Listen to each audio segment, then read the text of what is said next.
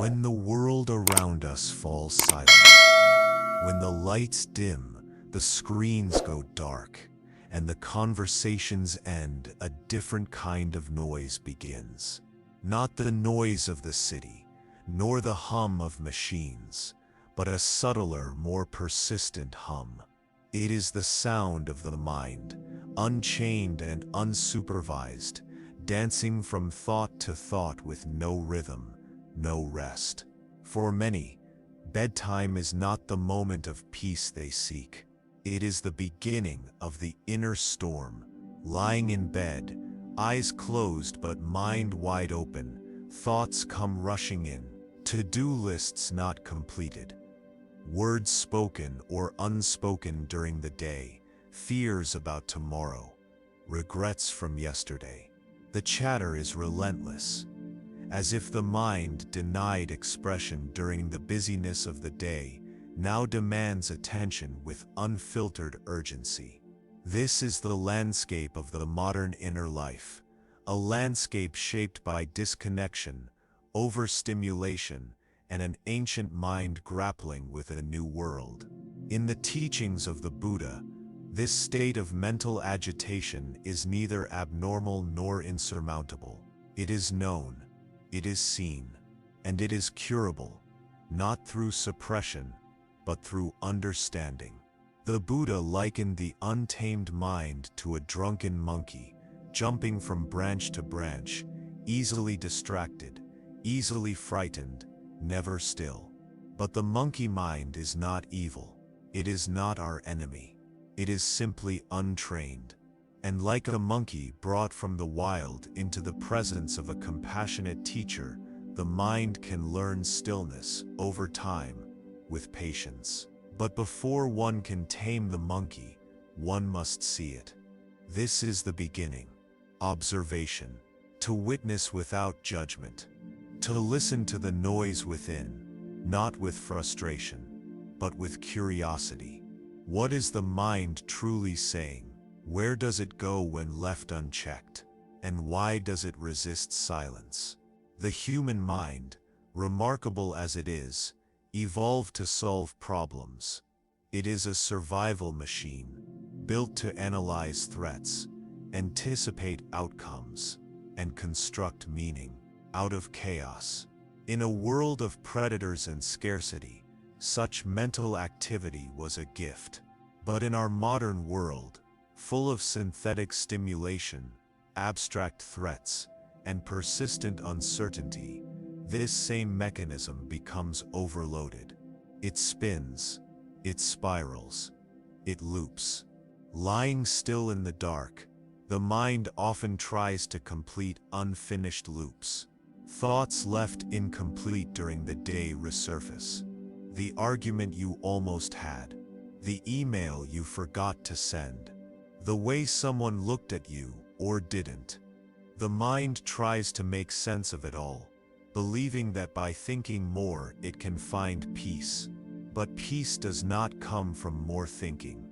It comes from something else, something older than thought itself.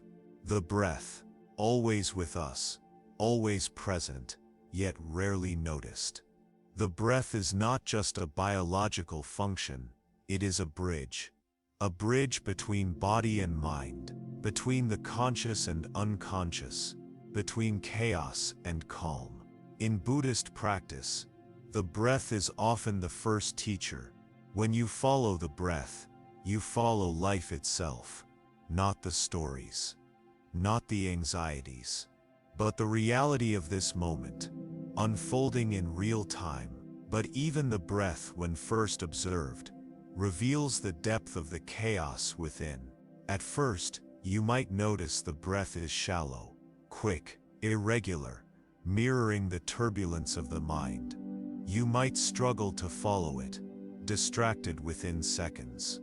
This is not failure. This is the work, the noticing, the returning.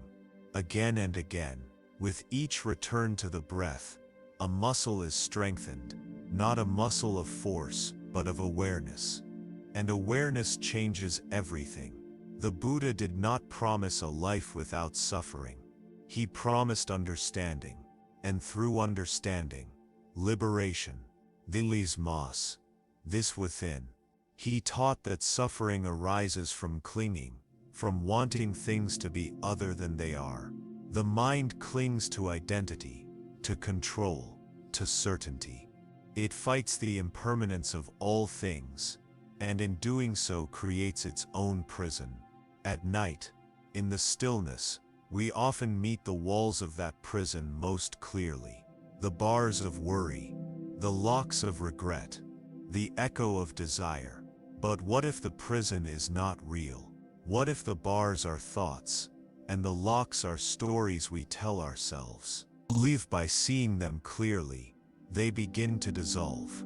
There is power in witnessing, not in fighting thoughts, nor in fleeing them, but in simply being present with them.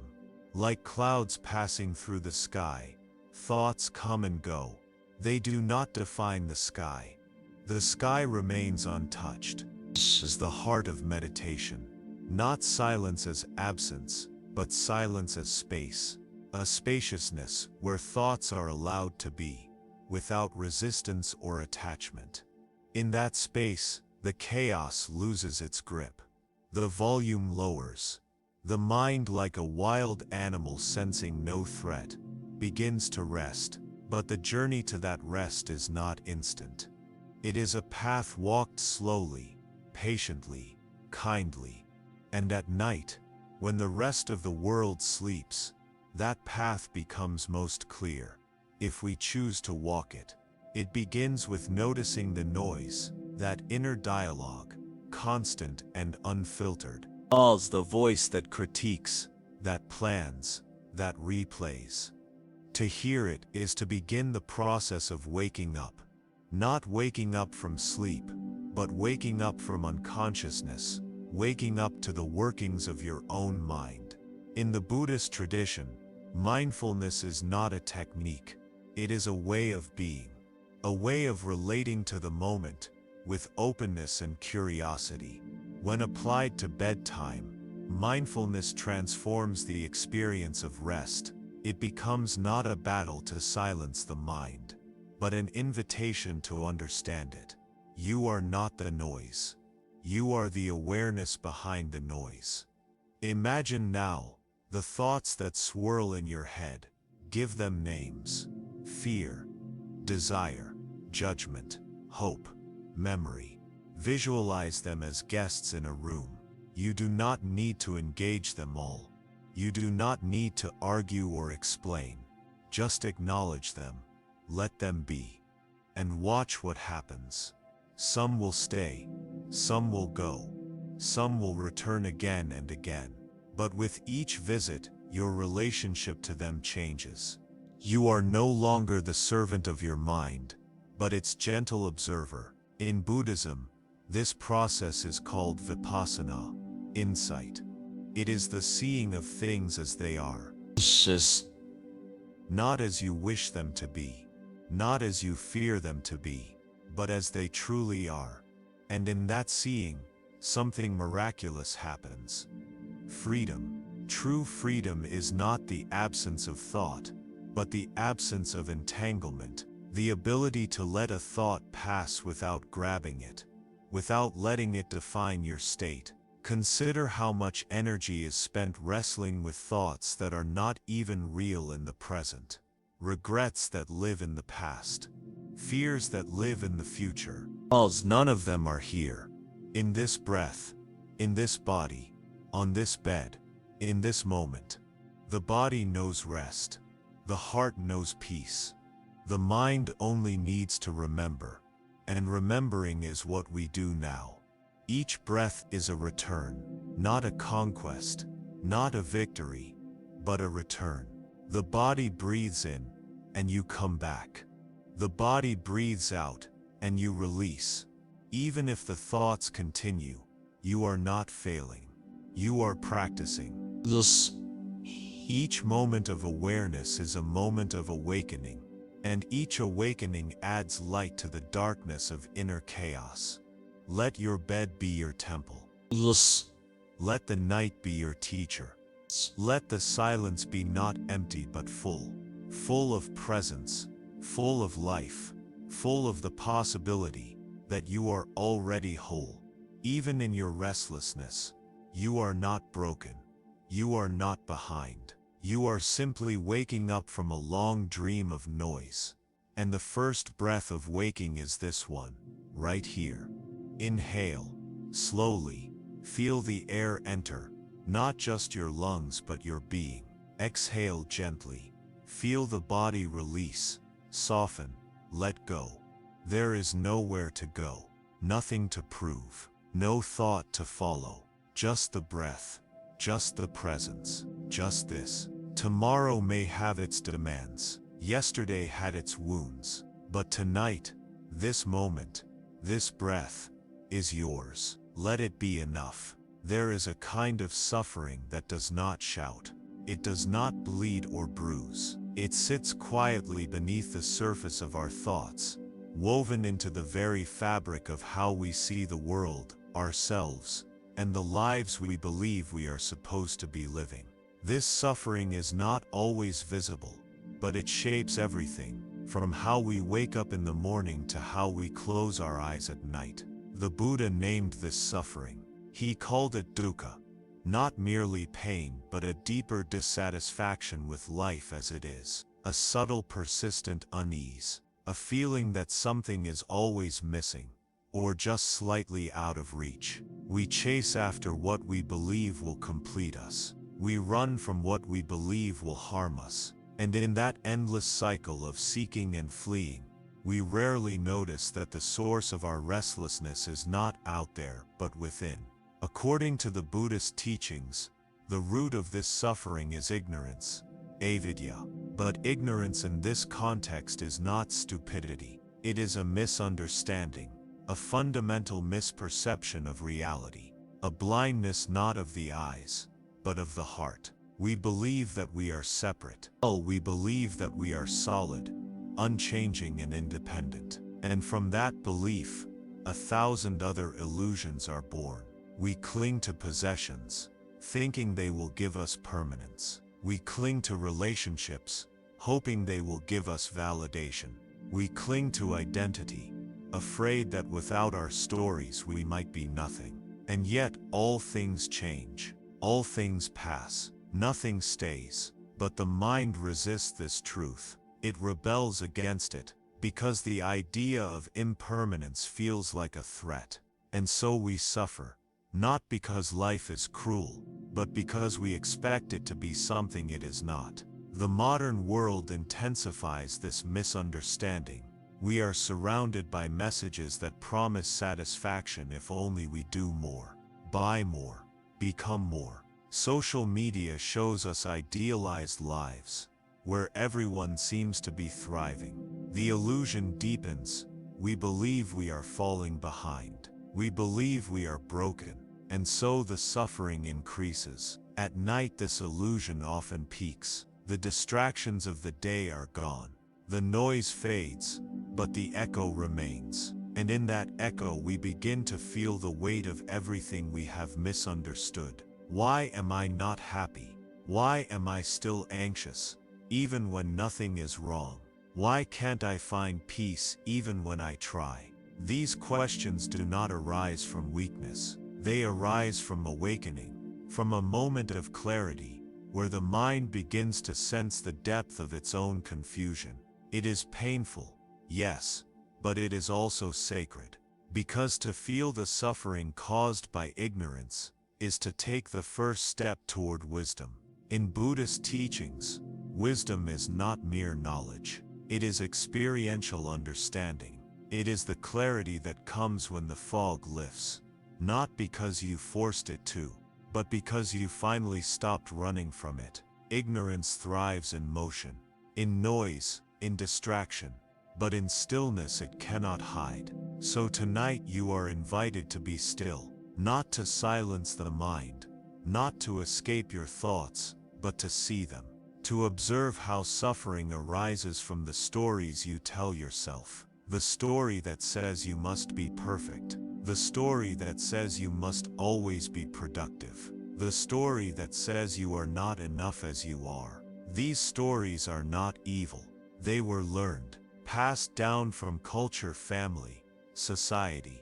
They were once useful, perhaps even protective, but they are not ultimate truths. And when we mistake them for reality, we suffer. The Buddha offered a different story, one that begins not with lack, but with wholeness. He taught that underneath the layers of confusion and desire, each being possesses an awakened nature, a luminous mind, already free, already complete. The work is not to create peace, but to uncover it, to peel back the layers of ignorance until only truth remains. This process is not instant, it is a journey, but every moment of awareness is a step. And tonight your bed can become a place of pilgrimage, not to some distant holy site, but to the center of your own being.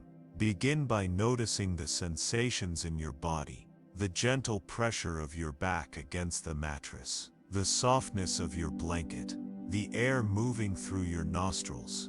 These are not trivial things. They are anchors. They pull you out of the storm of thoughts and into the ocean of presence. Now bring attention to the mind itself. What thoughts are passing through?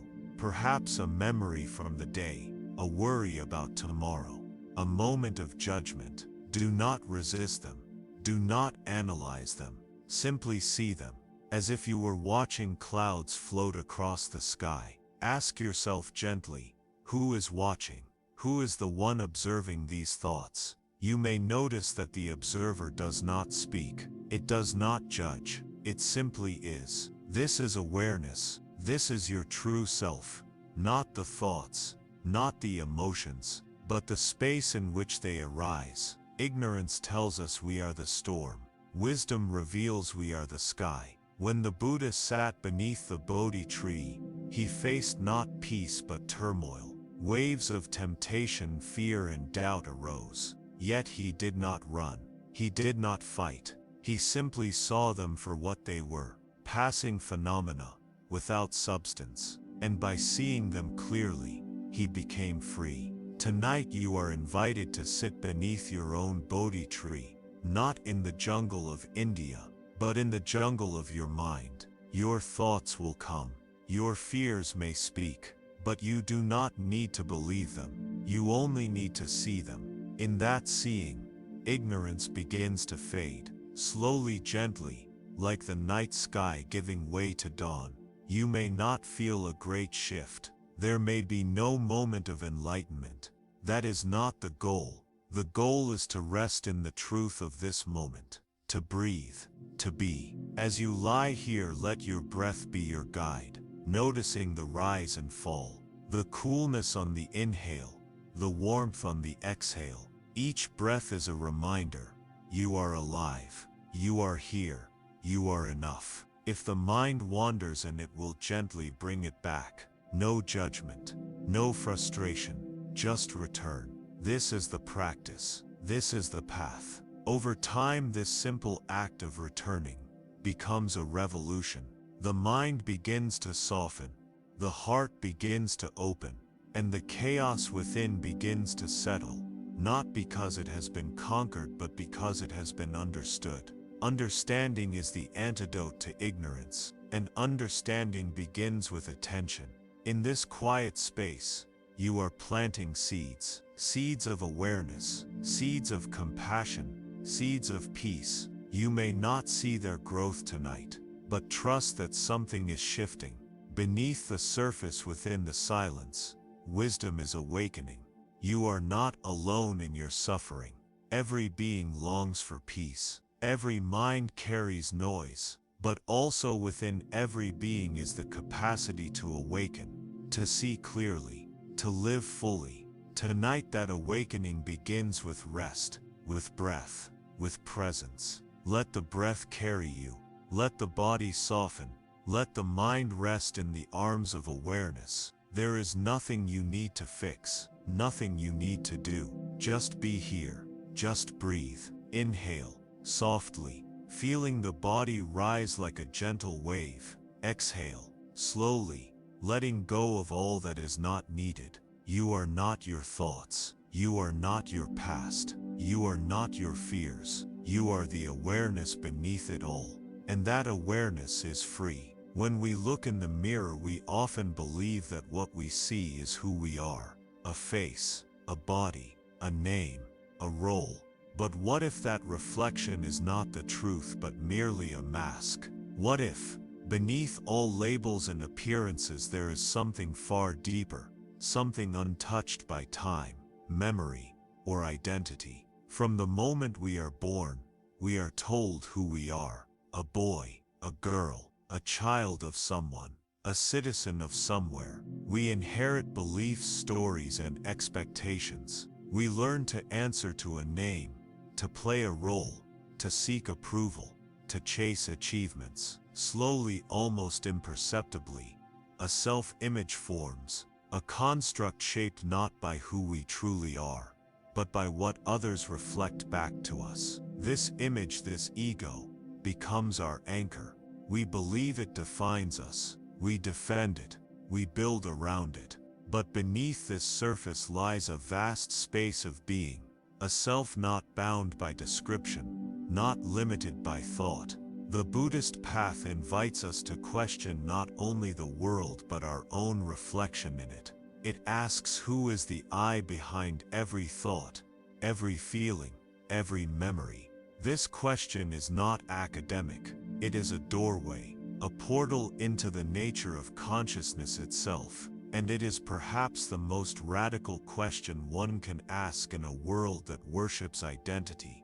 At night, when we are alone, when there are no roles to play and no eyes to impress, we may encounter the ego in its rawest form, the voice inside our head that speaks not for us, but as us. The voice that says, you failed today, you should have done more, you're not enough. We take this voice to be true, but is it? The ego, in Buddhist understanding, is not a villain. It is a function, a psychological tool meant to help us navigate the world. But when we forget it is a tool, we become its servant. We confuse it for our soul. The ego thrives on separation. It says, I am this and you are that. It defines itself by contrast, by comparison. It needs to feel superior, or it fears being inferior. It cannot exist without measuring, and in that constant measuring, it creates suffering.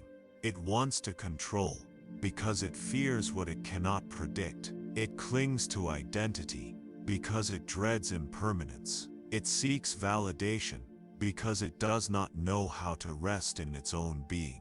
But what the ego cannot do is sit in silence. It cannot remain present, because to be fully present is to disappear. And the ego survives only through story, past and future, gain and loss, right and wrong. In the quiet of the night, you may notice how your mind replays the day, what went well, what didn't, how others perceived you. You may feel pride, shame, regret, longing.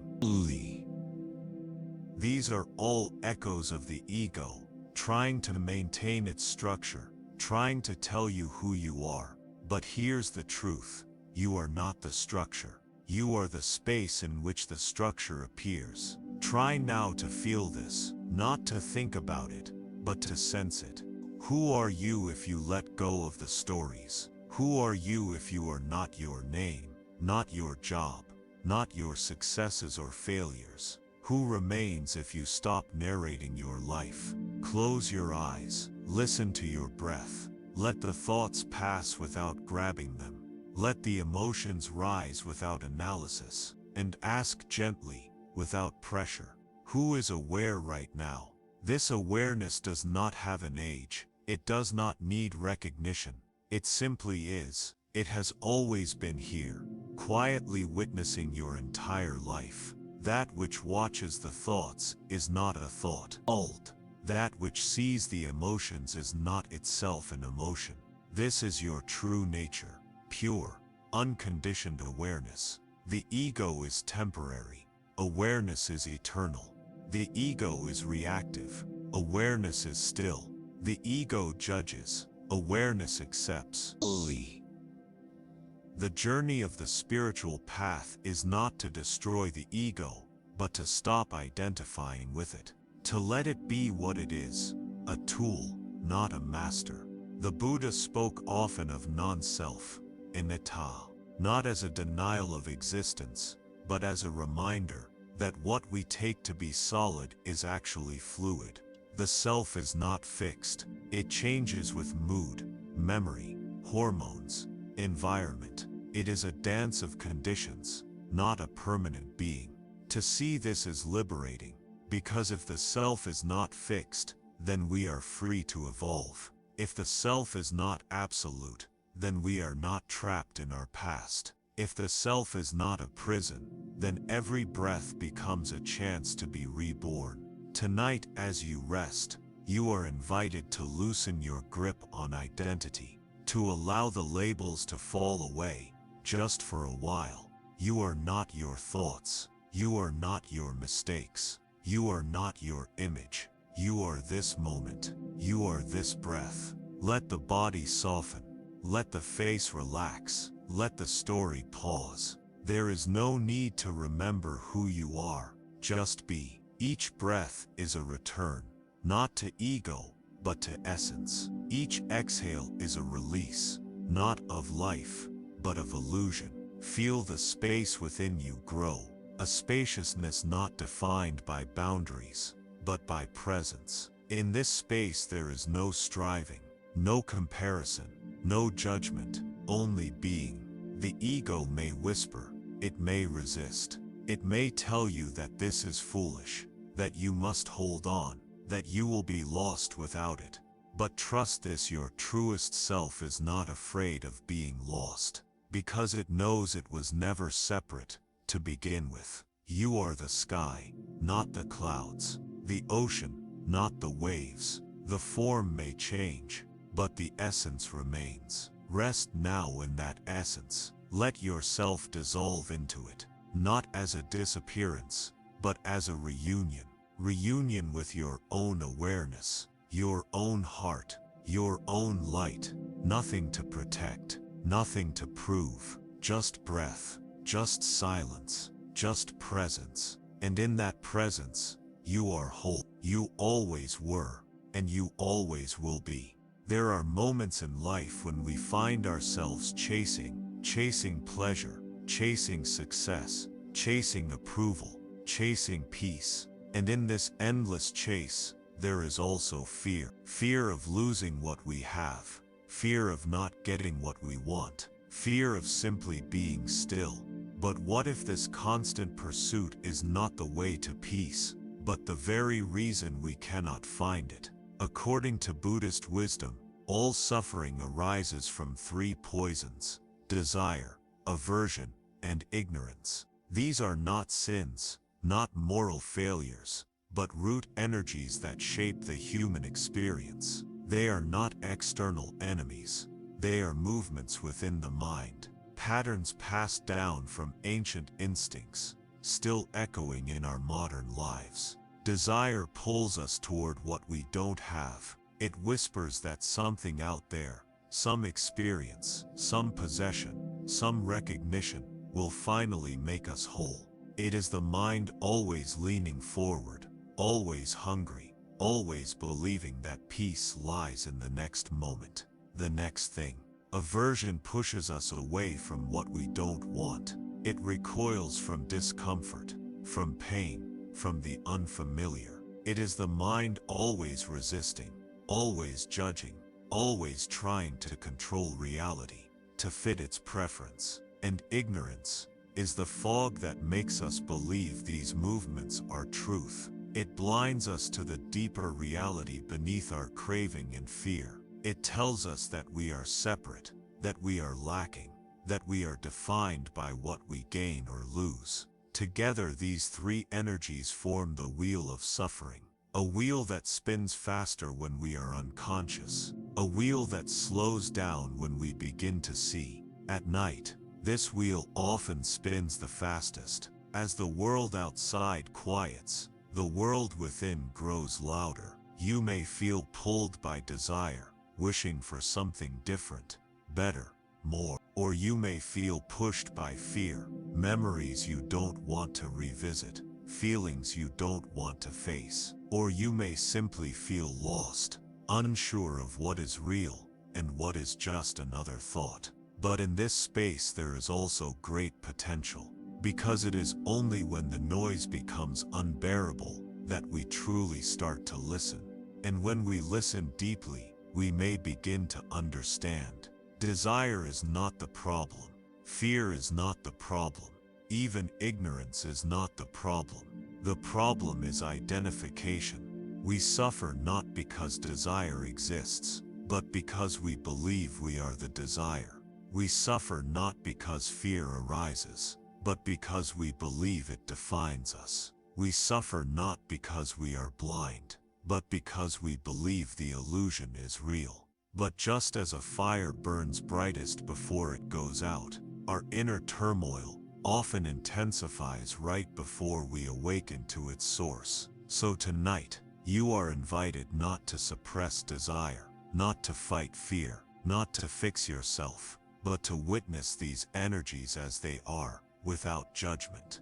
Close your eyes, bring awareness to the breath, feel the body lying in stillness, supported by the earth, held by the night. And now, notice what is arising in your mind. Perhaps a longing for connection, for safety, for something unresolved. Perhaps a resistance, a tension in the chest, a memory you'd rather forget, an emotion you don't want to feel. Perhaps confusion, a fog of thought, a weariness that you can't explain. Don't try to change any of it. Just watch, like watching waves crash on a distant shore. You are not the wave. You are the one who sees. This is the beginning of freedom. The moment you stop clinging, the moment you stop pushing, the moment you stop running and start resting. In Buddhist meditation, there is a powerful practice called equanimity. It is the capacity to remain balanced in the face of gain and loss, praise and blame, pleasure and pain. Equanimity does not mean indifference. It does not mean you stop caring. It means you stop being controlled by what arises. You begin to see that emotions are like weather, changing, passing, never permanent. And in that seeing, you begin to unhook from them. Desire loses its urgency, fear loses its grip, ignorance begins to dissolve, not because you forced it, but because you finally stopped feeding it. The Buddha taught that clinging is the root of all suffering. Clinging to pleasure, clinging to identity, clinging to opinions, clinging even to spiritual progress. And yet when we look deeply, we see that everything we cling to is impermanent. Everything we love will one day change. Everything we fear will one day pass. Everything we think we are will one day shift. So the question becomes, can we love without clinging? Can we feel without drowning? Can we live without grasping? These are not abstract ideals. These are the foundations of inner peace. Tonight, as you lie in the quiet of your room, you are practicing letting go. Letting go of the thought that peace lies elsewhere. Letting go of the belief that you must fix yourself before you can rest. Letting go of the idea that every emotion must be solved. Instead, you are simply being, with the breath, with the body, with the moment. Inhale and welcome everything. Exhale and release everything. Feel how the breath itself mirrors impermanence. It comes, it goes, it cannot be held, and yet it sustains you. The same is true of all things. Pleasure arises and fades. Pain arises and fades. Thoughts arise and fade. Roles arise and fade. And yet beneath it all something remains. Awareness, presence, being. This is the refuge the Buddha pointed to. Not in the heavens, not in escape, but here, in the direct experience of now. To rest in this is to return home.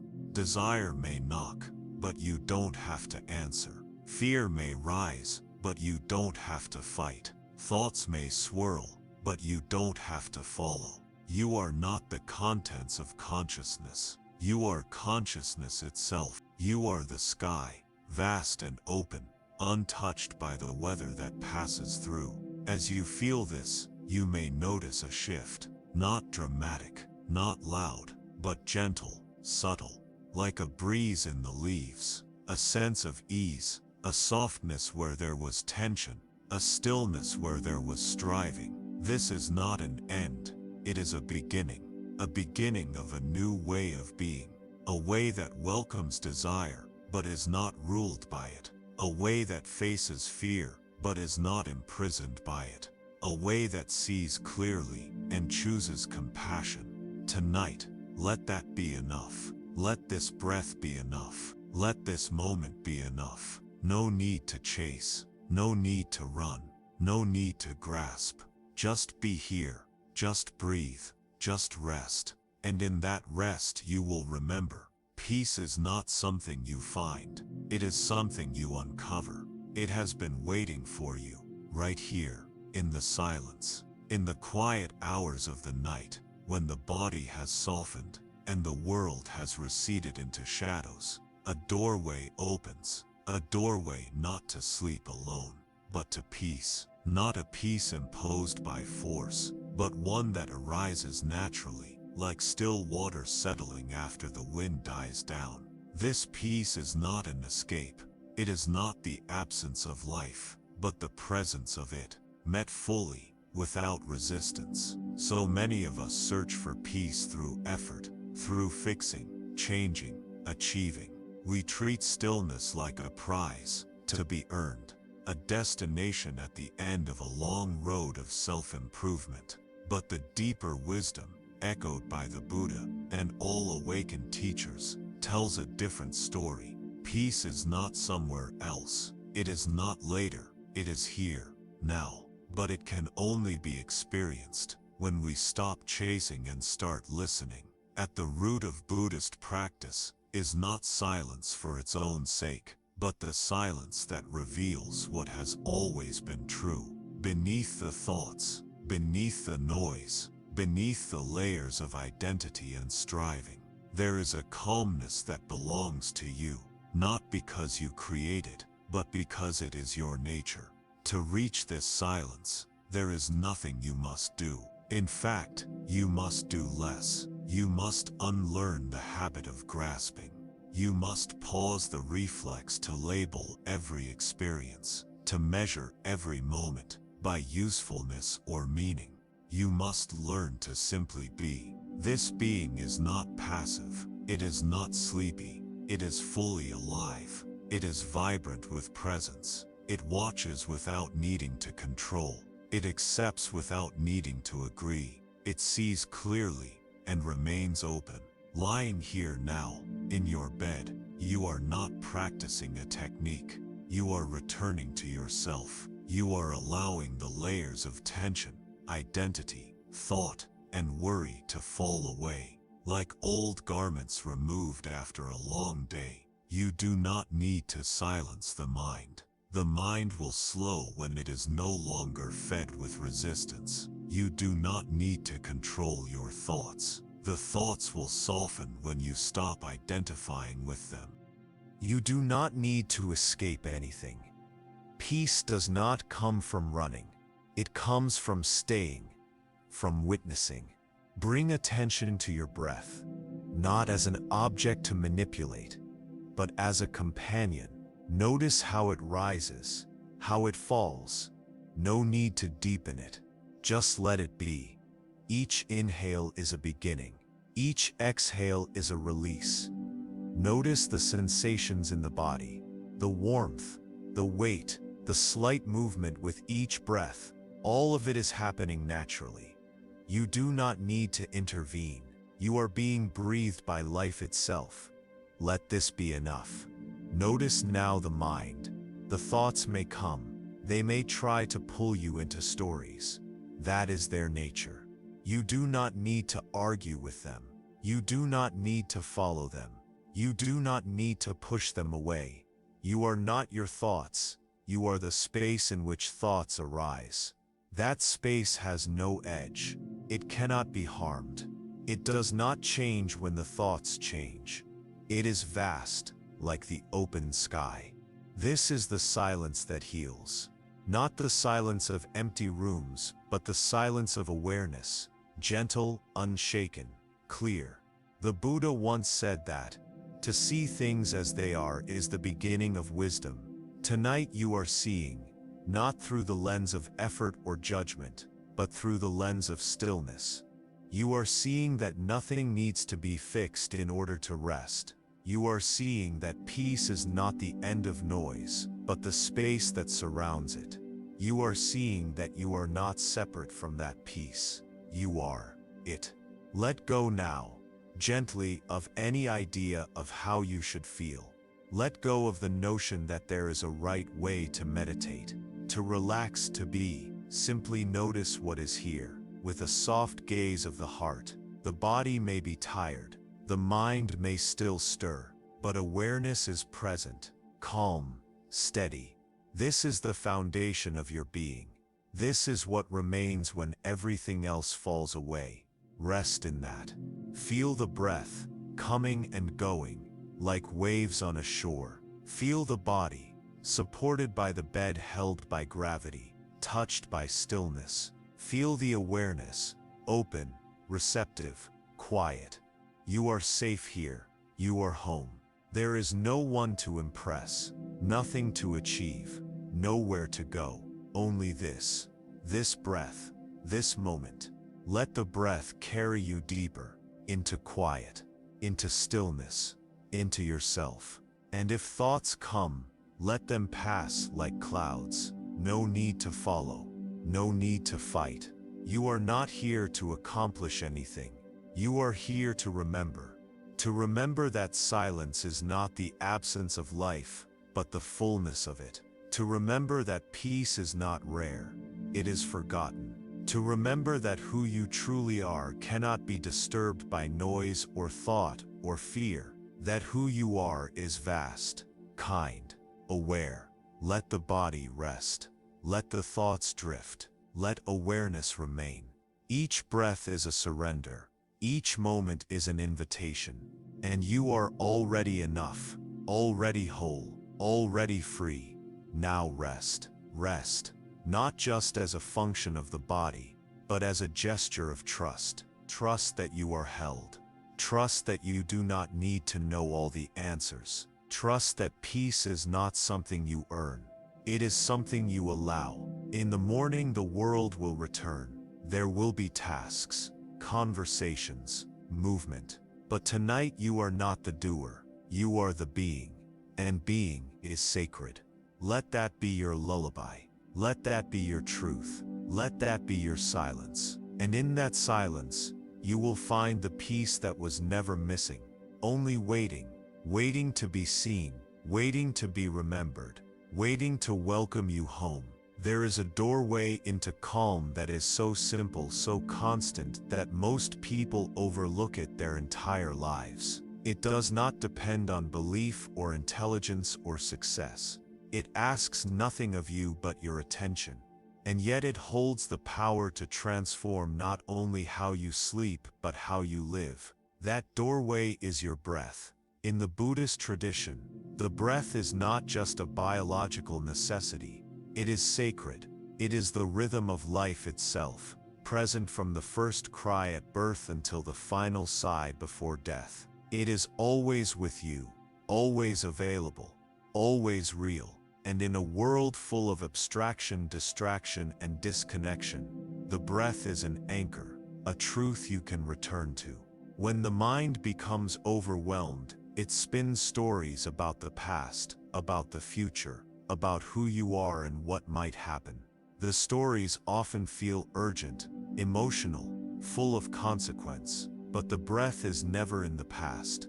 It is never in the future. It is always now. That is its gift. Right now, as you lie still, notice it, not to change it, not to deepen it, but to feel it as it is. Let the inhale come, let it leave. Don't hold, don't judge. Just observe. Where do you feel it most clearly? In the nostrils, in the chest, in the rise and fall of the belly. Your mind may wander. That's natural. When it does, return to the breath. Each return is a moment of awakening, a quiet revolution. This practice, Anapanasati, mindfulness of breathing, was taught by the Buddha as a foundation. He said that if you follow the breath with full awareness, moment by moment, you will come to understand not only yourself, but the very nature of reality. But the purpose is not to control the breath. It is to be with it, to allow it to guide you inward, beyond the noise, beyond the chaos, into presence. There is a reason the breath is used as the foundation for meditation across cultures and traditions. It reflects your inner state. It responds to thought and emotion. When you are anxious, it shortens. When you are at peace, it lengthens. The breath is the mirror of your nervous system, and by gently observing it, you begin to soothe that system, not through force but through connection. As you continue to notice your breath, feel the body soften. Feel the way each exhale allows the muscles to release. Feel the ground holding you. Feel gravity doing its work, so you don't have to. Let the breath remind you, there is nothing you need to do. You are already here, already safe, already enough. Each breath becomes a doorway, not to something new but to something ancient within you. A stillness that does not depend on conditions. A silence that holds all things gently. In a world driven by stimulation, the breath is the great simplifier. It brings you back from the edge. It pulls you out of overthinking. It whispers, stay close, stay present. This is real. You don't need music. You don't need instruction. You don't need perfection. You need only to feel. The breath is not a mantra. It is not a symbol. It is direct. It is life, moving through you. And if you allow yourself to rest in its rhythm, you begin to remember something that was never truly forgotten, only drowned out by noise. You remember what it feels like to be without demand, to be without comparison, to simply be. And in that being, a different kind of sleep becomes possible. A sleep not born of exhaustion, but of surrender. Not a collapse, but a return. Return now to the breath. Feel the inhale, light and effortless. Feel the exhale, long and soft. Do not count. Do not fix. Just feel. This is your anchor. When the mind returns with thoughts, with doubts, with distractions, meet it with kindness, and then return again, and again, and again, and again. This returning is not failure, it is the path. Each time you return, the mind grows quieter, not because you suppress it, but because it feels heard, held, understood. And what you begin to notice is that the breath is not separate from you. It is you. It is the body's way of speaking without words. It is the rhythm of aliveness. The ancients knew this. They called the breath prasha, chiroish, life force. The Buddha taught that in the breath, one can see impermanence, suffering, and non-self, the three marks of existence. Why? Because each breath is temporary. Each breath arises and passes. Each breath is not controlled by a permanent self, but by causes and conditions. To watch the breath is to watch the truth, and to watch the truth is to be free. So as you lie here, eyes closed, body still, let the breath be your temple. Let the rise and fall be your prayer. Let each inhale say, I am here. Let each exhale say, I let go. No effort, no destination, only presence. And in presence, you will find the peace you've been seeking. It was never elsewhere. It was never in someone else's words. It was never in the future. It was here. In this simple, sacred, ordinary breath. And as your body continues to soften, as the thoughts continue to fade, you may feel something open within you. A spaciousness, a gentleness, a deep okayness. This is the fruit of the breath. Not control, not silence, but intimacy with life. And in that intimacy, the noise of the world falls away, and what remains is you, real, uncomplicated, alive. Let that be your rest tonight. Let the breath carry you, not to sleep but to yourself. And from there, sleep will come naturally, peacefully, because the breath is not just a rhythm, it is a refuge. Let it guide you home. The human heart is an ocean of feeling, and yet for most of our lives, we try to sail over it quickly, navigating the waves without ever truly dropping anchor. We've been taught, directly or indirectly, that some emotions are welcome, and others are not. That joy should be shared, but sadness hidden. That confidence is strength, but vulnerability is weakness. And so we push away parts of ourselves, burying what feels too raw, too messy, too complicated. But emotions do not disappear when ignored. They wait, patiently, in silence, in the body, in the breath, in the tension behind the eyes, in the heaviness in the chest. What is not felt becomes what is carried, and what is carried unconsciously becomes suffering. The Buddhist path does not ask us to reject our emotions. It invites us to see them clearly, with mindfulness and compassion. Because what you observe without resistance, you transform. And what you hold with love, you heal. To be mindful of emotion does not mean to be detached or cold. It means to be present. To meet every feeling, pleasant or unpleasant, with the same steady gaze. To say, I see you, you are here, you are allowed. Tonight, as your body begins to settle and the world grows quiet, old feelings may arise.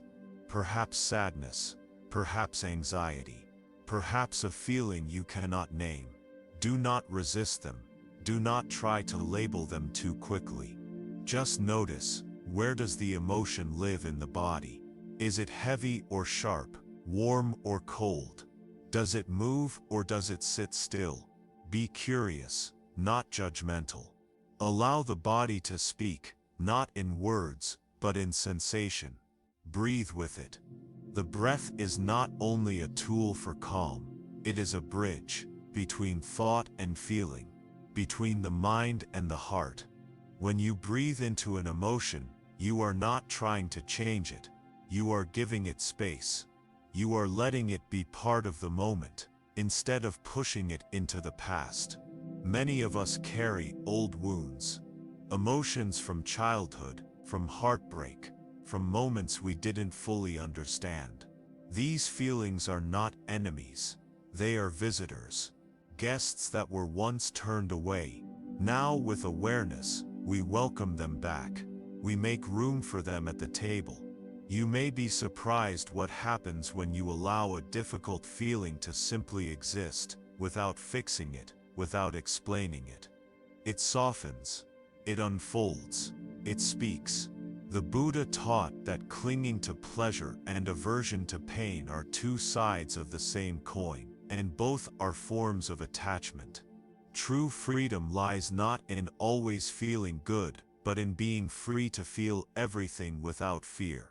So tonight, try not to resist the rising tide of feeling. Whatever comes, welcome it. You do not have to understand it. You do not have to solve it. Just stay with it. Mindfulness of emotion is like holding a child in distress. You don't scold the child. You don't ignore them.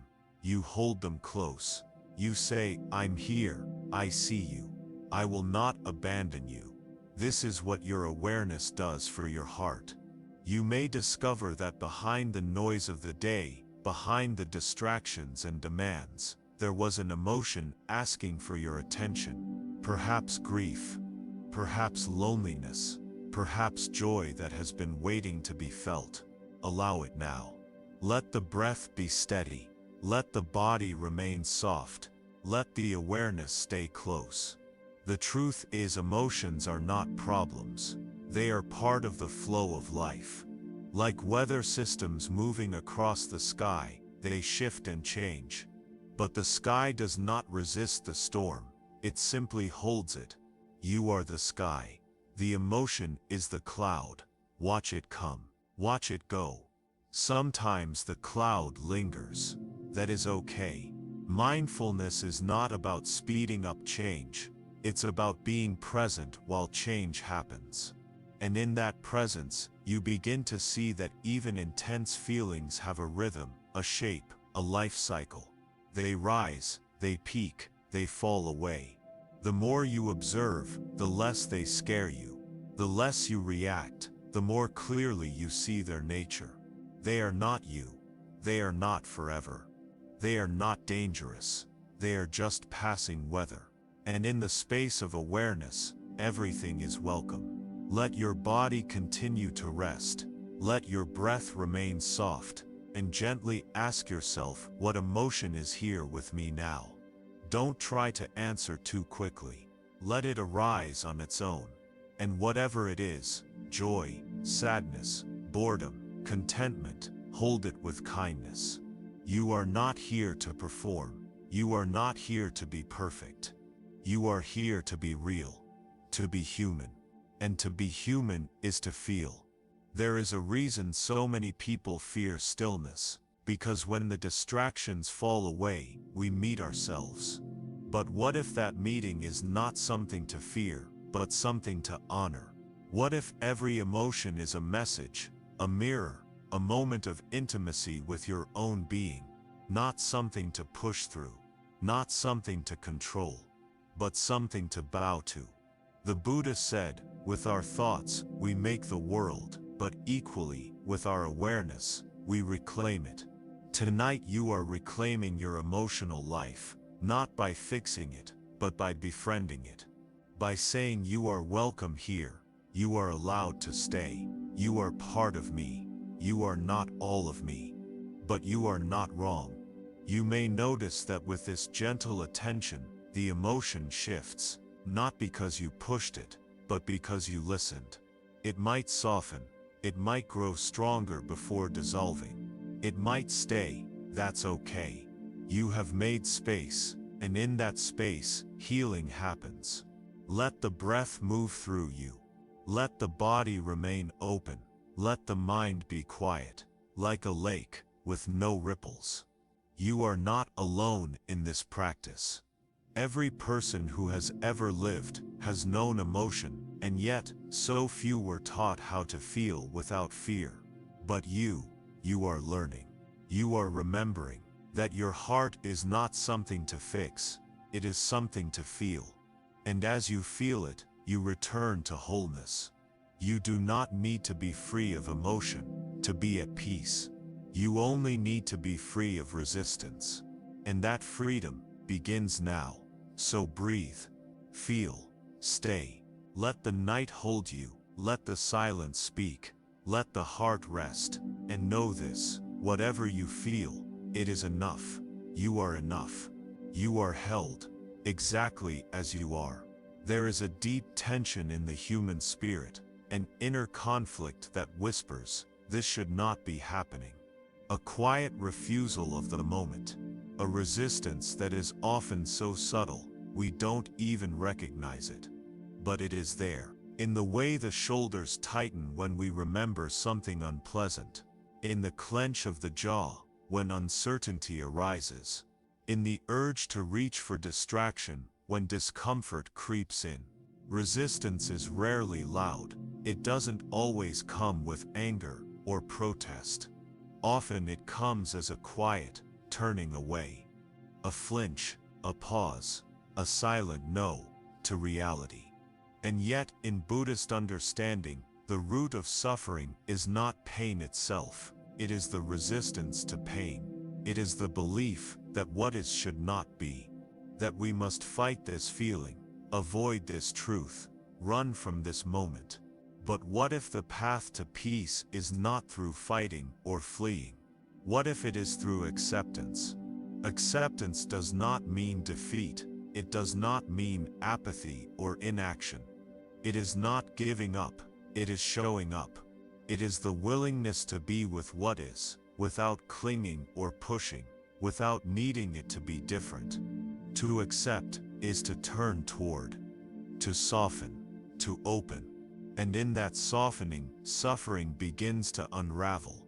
Lying here now, in the stillness of night, you may begin to notice where resistance lives in your body. Perhaps in the tightness of the chest, perhaps in the stiffness of the back, perhaps in a subtle restlessness that makes it hard to relax fully. What is that resistance trying to protect? Often, it is guarding a tender place, a place where we once felt powerless, or hurt, or unseen. And the mind, trying to protect us, says don't go there, don't feel this, don't allow that. But the heart knows another way. The heart knows that healing does not come through avoidance. It comes through presence, through allowing. Right now, as you lie still, allow everything to be just as it is. The sounds around you, the sensations in your body, the thoughts in your mind. You do not need to change anything. You do not need to get rid of anything. Just notice what is here. And say yes. Yes to the breath, however shallow or deep. Yes to the tension, however persistent. Yes to the thoughts, however repetitive. Yes to the moment, however imperfect. This is the beginning of peace, not through control, but through surrender. Not a passive surrender, but an active willingness to feel, to see, to be. Imagine now that the body is a landscape, and awareness is like sunlight, gently warming every part, even the dark corners, even the places that have been closed for a long time. Let your breath move through this landscape. Let it touch every part of you with kindness. If there is pain, let it be held. If there is tension, let it be cradled. If there is numbness, let it be noticed. You do not need to fix anything. The healing is in the seeing. The release is in the allowing. The Buddha taught that clinging creates suffering, and resistance is a form of clinging. A clinging to how things should be. A rejection of how things are. But reality is not a mistake. The moment is not broken. It is exactly what it is. And when we align ourselves with that truth, we stop pushing against life. We start flowing with it. This flow is not something you create. It is something you return to. Like a river that has always been there, waiting beneath the surface of effort and control. When you stop paddling, you feel it, and it carries you. Even in pain, there can be peace. Even in confusion, there can be clarity. Even in difficulty, there can be ease. But only if you stop resisting. So as you lie here, ask yourself gently, what am I not allowing right now? Maybe it's an emotion. Maybe it's fatigue. Maybe it's a memory. Whatever it is, breathe with it. Make space for it. Let it be part of the landscape. The body knows how to relax. The breath knows how to flow. The heart knows how to open. You only need to get out of the way. Acceptance is not a thought. It is a posture, a way of being. It says, I am willing to feel this. I am willing to be here. I am willing to stop pretending that I need to be anywhere else. From this posture, peace arises, effortlessly. Because peace was never far away. It was only covered by resistance. And now, the covering is being lifted.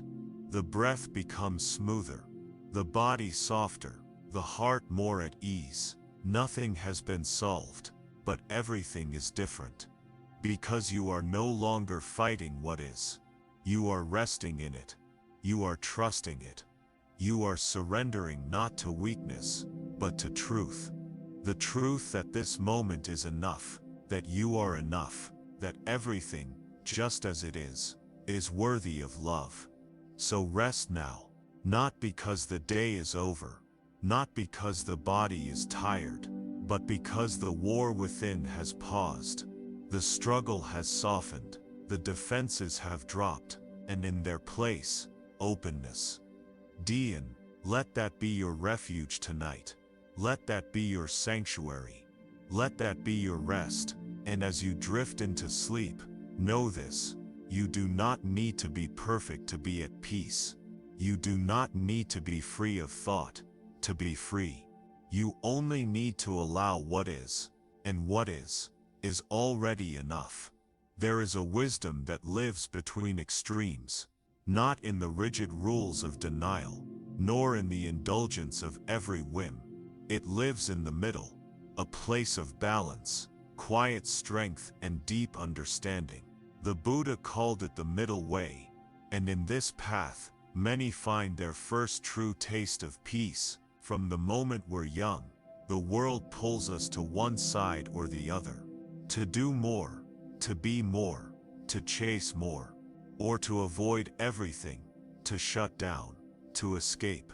The modern life is a pendulum that swings wide, from overexertion to complete withdrawal, from chaos to numbness, from control to collapse. We rarely pause to ask, is there another way? But there is.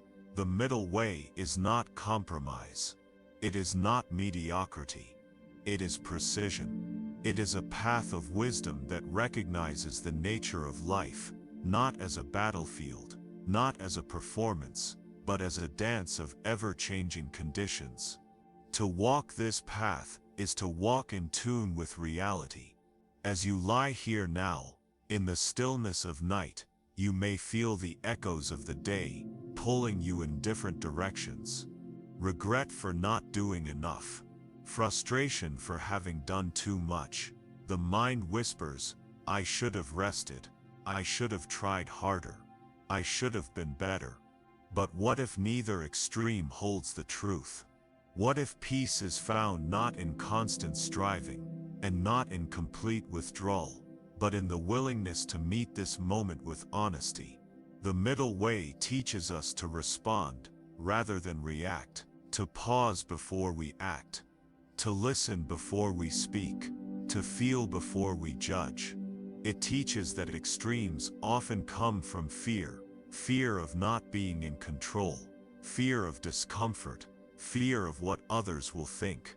But in the middle, fear loosens its grip, and space appears. That space is presence. That space is where wisdom lives. As you breathe now, feel your body lying between effort and surrender.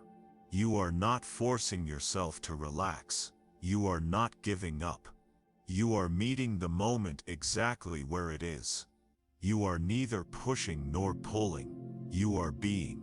This is the essence of balance, not something to achieve, but something to allow. The Buddha found this truth after years of wandering through extremes. First indulging in every worldly pleasure, then denying himself every comfort, even food and breath. And only when he let go of both sides did he begin to awaken. Not through force, not through retreat, but through the deep realization that the way to freedom is not outside or beyond, but right here, in the middle. The middle way asks us to let go of the fantasy that peace lies in what we acquire. But it also asks us to release the illusion that peace is an escape. Peace is in meeting what is as it is, with full presence. Lying here, you may notice moments of tension arise. A thought that urges you to fix something. A feeling that pushes you to avoid something. Instead of following either impulse, breathe, observe, allow. Do not chase the calm. Do not fear the discomfort. Let both rise. Let both fall. and remain in the middle. Balance is not always still. It is dynamic. Like standing on one foot, your body makes constant adjustments, tiny shifts, tiny corrections. But you don't fall. You stay upright. Not through tension, but through awareness. In your life too, balance will require attention. To notice when you are doing too much. To notice when you are retreating too far. To return again and again to center. Let your breath guide you. Notice the inhale, an active drawing in. Notice the exhale, a natural release. Neither is better. Neither is dominant. Both are part of the whole. The breath is a teacher of balance, a sacred reminder that giving and receiving, effort and rest, are not opposites, but companions. As you breathe now, allow your body to settle into this truth. You are not here to force stillness. You are here to allow it. You are not here to silence your thoughts. You are here to listen without attachment. The middle way invites you to be kind to yourself, not indulgent, not neglectful, but kind. To rest when you are tired, to act when it is time, to speak when needed, to be silent when appropriate. This wisdom does not come from the mind alone. It is felt in the body, in the rhythm of breath, in the beating of your heart, in the subtle knowing that arises when you are not pulled too far in any direction. Sometimes we mistake rest for laziness. Sometimes we mistake action for avoidance. The middle way brings discernment. It helps you see clearly what is needed now, what is true now, what supports balance now. In the stillness of this night, you can practice this inquiry without needing answers, without judgment. Just ask, just feel. Let your body answer, let your breath answer, let your heart speak without words. And you may find that without even realizing it, you have already returned to balance, not by chasing it, but by allowing it. The mind may still chatter, the body may still fidget, but your awareness is steady, not clinging, not fleeing, just here. This presence is the middle way. It does not deny pain. It does not deny joy. It welcomes both. It learns from both. It moves through both, without getting stuck. You are learning to live like this, to breathe like this, to rest like this. And in that rest, you are free. Let that freedom deepen now. Let the breath move like a tide. Let the body float between doing and being. Let the heart open, neither grasping nor retreating. You are not here to get it right.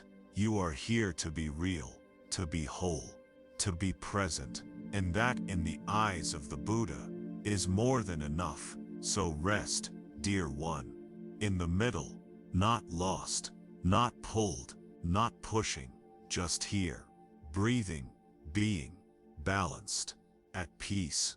There is a doorway that only opens when we stop searching, a place we rarely notice, not because it is hidden, but because it is always here. It is the present moment, simple, quiet, unadorned, and yet for most of our lives, we overlook it in favor of what just happened or what might happen next. We live between memory and anticipation, seldom touching the only moment where life actually occurs, now. The present moment asks nothing of us. It does not require improvement or performance. It welcomes us exactly as we are. But to enter it fully, we must be willing to let go. Let go of comparison, of planning, of rumination. Let go of the endless commentary that plays like background music in the mind. Many people misunderstand presence as a passive state, a kind of zoning out. But in truth, it is the most vivid form of awareness. It is not the absence of thought. It is the spaciousness in which thought arises. It is not the absence of emotion. It is the clarity that holds emotion without fear. As you lie here now, your body still, your breath slow, you are closer than ever to that doorway. You don't have to force it open. You only have to stop walking past it. You only have to pause, breathe, feel, and be. Notice this moment, this one, not the next, not the one before, just this. The warmth of the blanket, the sound of the breath, the slight movement in your chest as air moves in and out. This is not trivial. This is reality. So much of our suffering comes from the gap between where we are and where we think we should be. But in this moment, there is no gap. There is no distance. There is just what is. The Buddha spoke often of mindfulness, not as a technique to fix the mind, but as a way of coming home to it. He taught that mindfulness is the path to awakening because it reconnects us to the only place where transformation can occur now. In this space of presence, you don't need to pretend. You don't need to figure anything out. You don't need to become anything. You are already here, already breathing, already aware. This is enough. The mind may try to pull you away. That is its nature. It wants to solve, to plan, to analyze. And there is nothing wrong with that. But tonight you are not trying to solve your life. You are practicing being alive within it. Let thoughts come and go, like birds flying through an open sky. Let sensations rise and pass like waves on a shore. You don't need to hold them. You don't need to resist them. You only need to witness them. To be present is not to stop thinking. It is to stop being tangled in thought. It is to see the stream without jumping in. To sit beside it. To breathe beside it. To rest beside it. Right now, you may notice the mind drifting. That's okay. When you notice, gently bring it back, not with judgment, but with kindness. Back to the breath, back to the body. Back to now. Each time you return, the mind softens. Each time you return, awareness deepens. Each time you return, peace grows. Not because you created it, but because you uncovered it. The present moment is not something you enter. It is something you remember. It is the home you never truly left. It is the still point beneath all movement. It is the silence beneath all noise. It is the truth beneath all stories. You may wonder, is this all? Just this? Just being? Yes. And in that just, everything opens. In being, there is space for all of you, not just the parts you like, or the parts you show others, but the full depth of your experience. Being is not small, it is vast, and the more fully you enter this moment, the more the walls around you disappear. The walls of should, the walls of not enough, the walls of when. What remains is simplicity, a breath, a body, a presence. And in that simplicity there is freedom, because nothing needs to happen, nothing needs to change, nothing needs to be earned. The present moment accepts you as you are, and slowly, when you accept the moment, you begin to accept yourself. This is the gentle revolution of mindfulness. It does not fight, it does not shout, it simply includes. It includes the breath that is short, the thought that is repetitive, the feeling that is unwelcome. It includes your whole humanity. And in that inclusion, healing begins. Let the breath be your guide, not a task, but a tether, not a method, but a mirror. It reflects the now, always now. This inhale, this exhale, feel it fully. Let your awareness rest in it. Let your body trust it. Let your heart open to it. There is nowhere to get to. There is nothing to reach. You are not behind. You are not late. You are not broken. You are here, fully, finally, now. And now again, and again. Each moment a new beginning. Each moment a new chance. Each moment a return to truth, to presence, to peace. So rest now in this rhythm. Let the breath rise. Let it fall. Let the body follow. Let the mind soften. Let the heart settle. You are not your thoughts. You are not your fears. You are the awareness that sees them. And that awareness is always now. The future will wait. The past has already passed. But this moment is generous. It gives everything, and asks only your attention in return. So give it freely, and see what happens when you stop trying to hold the river, and start floating in it. Held, carried, alive, here, now. This is peace, not found, but remembered. There is a kind of wisdom that speaks not in volumes but in silence. A truth that cannot be shouted or written, but only felt, like the softness of wind across the skin, or the warmth of sunlight through closed eyelids. It is the wisdom of the Buddha, the one who sat in stillness under the Bodhi tree and discovered the end of suffering, not through conquest or escape, but through seeing clearly. Among his many teachings, there is one line that continues to echo through centuries, through monasteries and homes, through hearts seeking peace. Better than 1,000 hollow words is one word that brings peace. This is not poetry. It is a doorway in a world drowning in noise, digital, emotional, mental. This simple phrase reminds us of something we have forgotten. That silence, when full of presence, speaks louder than the loudest voice. That peace is not found in more words, more answers, more arguments, but in less, in stillness, in awareness. As you lie here tonight, you are not asked to remember sutras or philosophies. You are not asked to recite prayers or solve spiritual riddles. You are asked only to be, to breathe, to listen, not outward, but inward. And in this listening, you begin to hear what the Buddha meant. Most of what we say to ourselves, the endless narration, judgment, replaying, and rehearsing, does not bring peace. It may feel urgent, it may feel important, but it does not soothe, it does not liberate.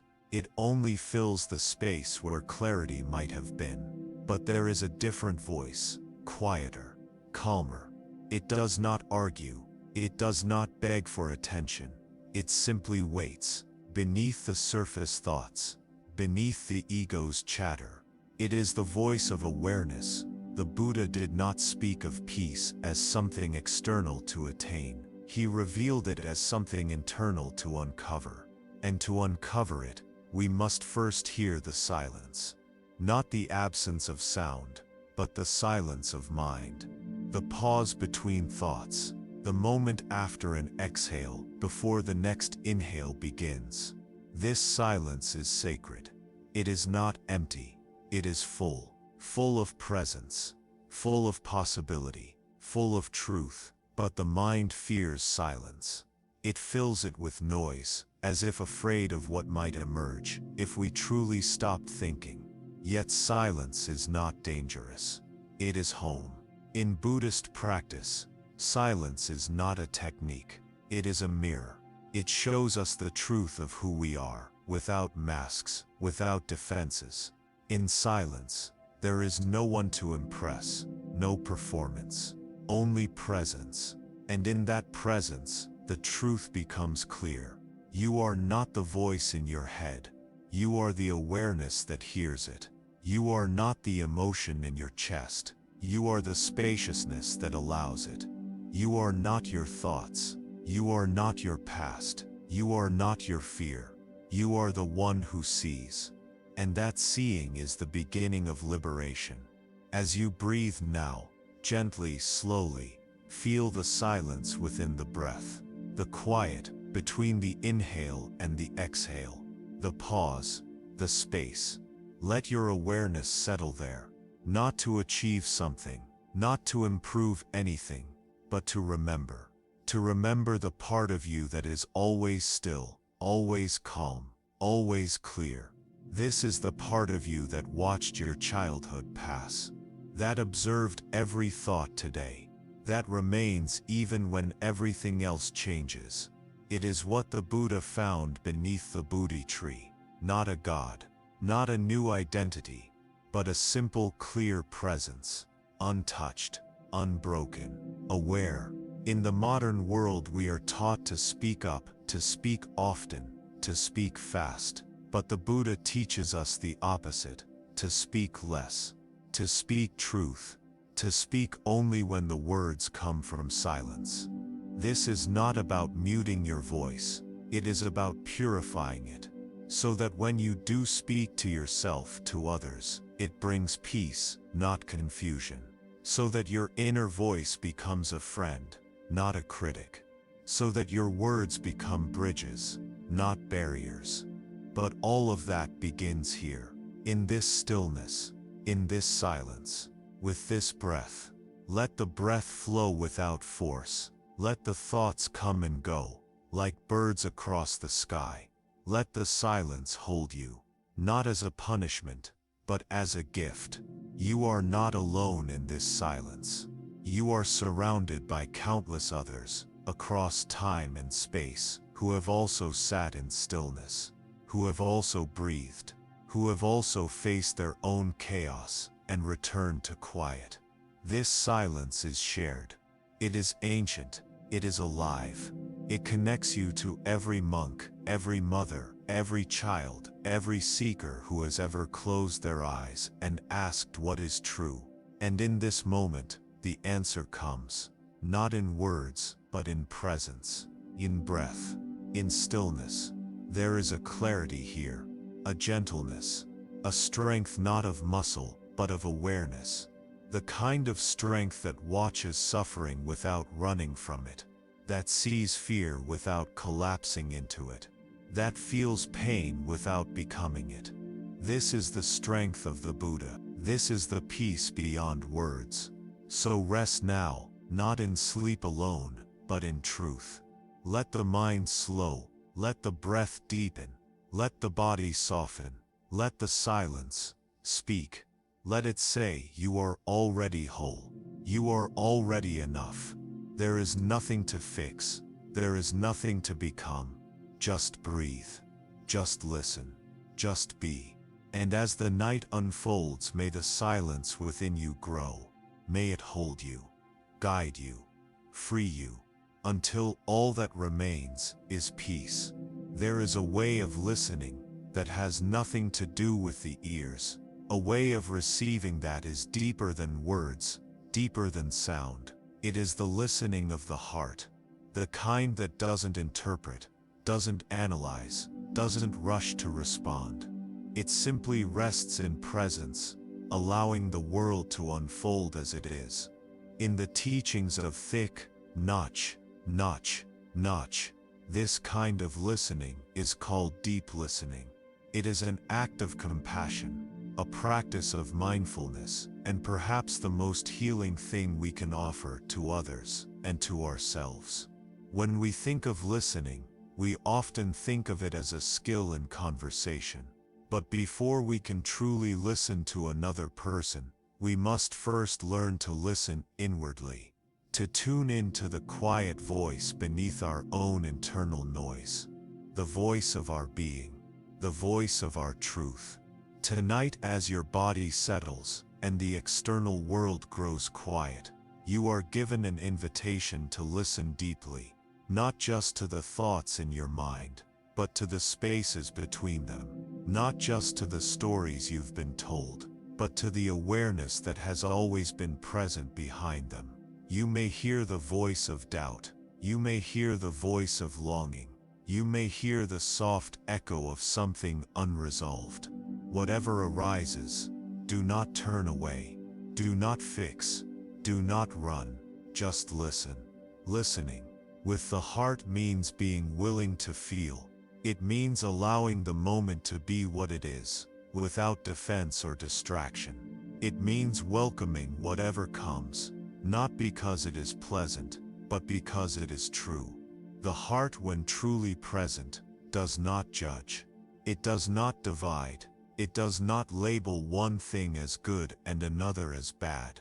It listens with the fullness of being, with openness, with trust. Thich Nhat Hanh taught that when we listen with the intention to relieve suffering, we begin to heal what cannot be healed by any other means. And this includes the suffering within ourselves. The thoughts that repeat again and again, I am not enough. I should have done more. Why am I like this? These are not cries for analysis. They are cries to be heard. They are parts of you asking to be seen, to be acknowledged, to be held. So listen now, not with effort, but with softness. Let your breath guide you into stillness. Let your awareness descend from the mind into the body, and feel what is here, what wants to be heard. Perhaps there is sadness, a quiet, aching presence that has gone ignored all day. Perhaps there is joy, small but alive, waiting to be recognized. Perhaps there is nothing you can name, just a sensation, a whisper, a presence. Whatever it is, listen, give it space, let it exist, without needing to explain it, change it, or even understand it. This is deep listening. It does not require answers, only presence. And as you stay with this practice, you may begin to notice something remarkable, that the things you once feared to feel begin to soften in the presence of awareness. That pain transforms, not when it is removed, but when it is received. This is why so many suffer silently, not because their pain is too great, but because they've never been heard, not even by themselves. But you are changing that. With every breath, every moment of attention, you are learning to listen, not as a technique, but as a way of life. You are becoming the space in which healing happens. Not through control, not through effort, but through compassion. The Buddha spoke of compassion, not as a feeling, but as a way of being, a stance toward life itself, to meet all things, including our inner world, with a heart that says, I am here, I am listening, I will not abandon you. And what greater gift could we give ourselves than this? So many of our thoughts are echoes of the past, old messages, old fears, old criticisms. When we listen from the mind, we often replay those same patterns. But when we listen from the heart, we begin to hear something new, not a story, but a silence, not a judgment, but a presence. This presence has no agenda.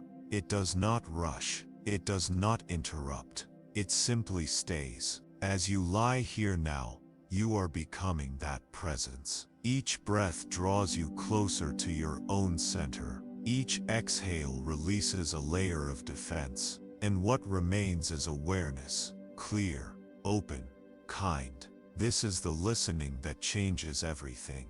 The kind that holds suffering without being overwhelmed by it. The kind that holds joy without trying to possess it.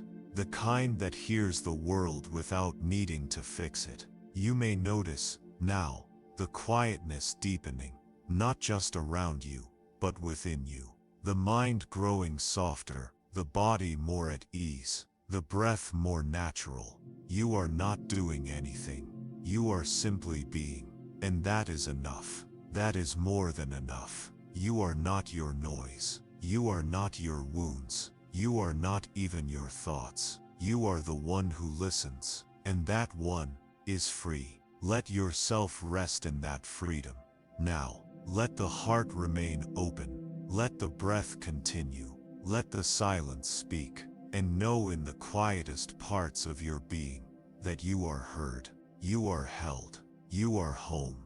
In the gentle hush of night, when the body has begun to rest, and the breath finds its rhythm, we may notice something unexpected, an absence of urgency, a pause in the pressure to fix, to solve, to accomplish. It is in this space that a deeper truth can be felt, a truth not bound by ambition or fear, a truth the Dalai Lama often gestures toward in his teachings, that the greatest source of our strength is not our intellect, not our appearance, not our possessions, but our capacity to cultivate inner peace and compassion. And yet, in our day-to-day lives, we are rarely taught to value that.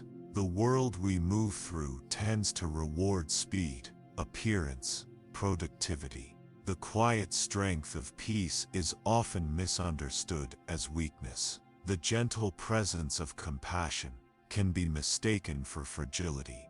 But Buddhist wisdom teaches us otherwise. Peace is not passivity. Compassion is not indulgence. These are not signs of retreat.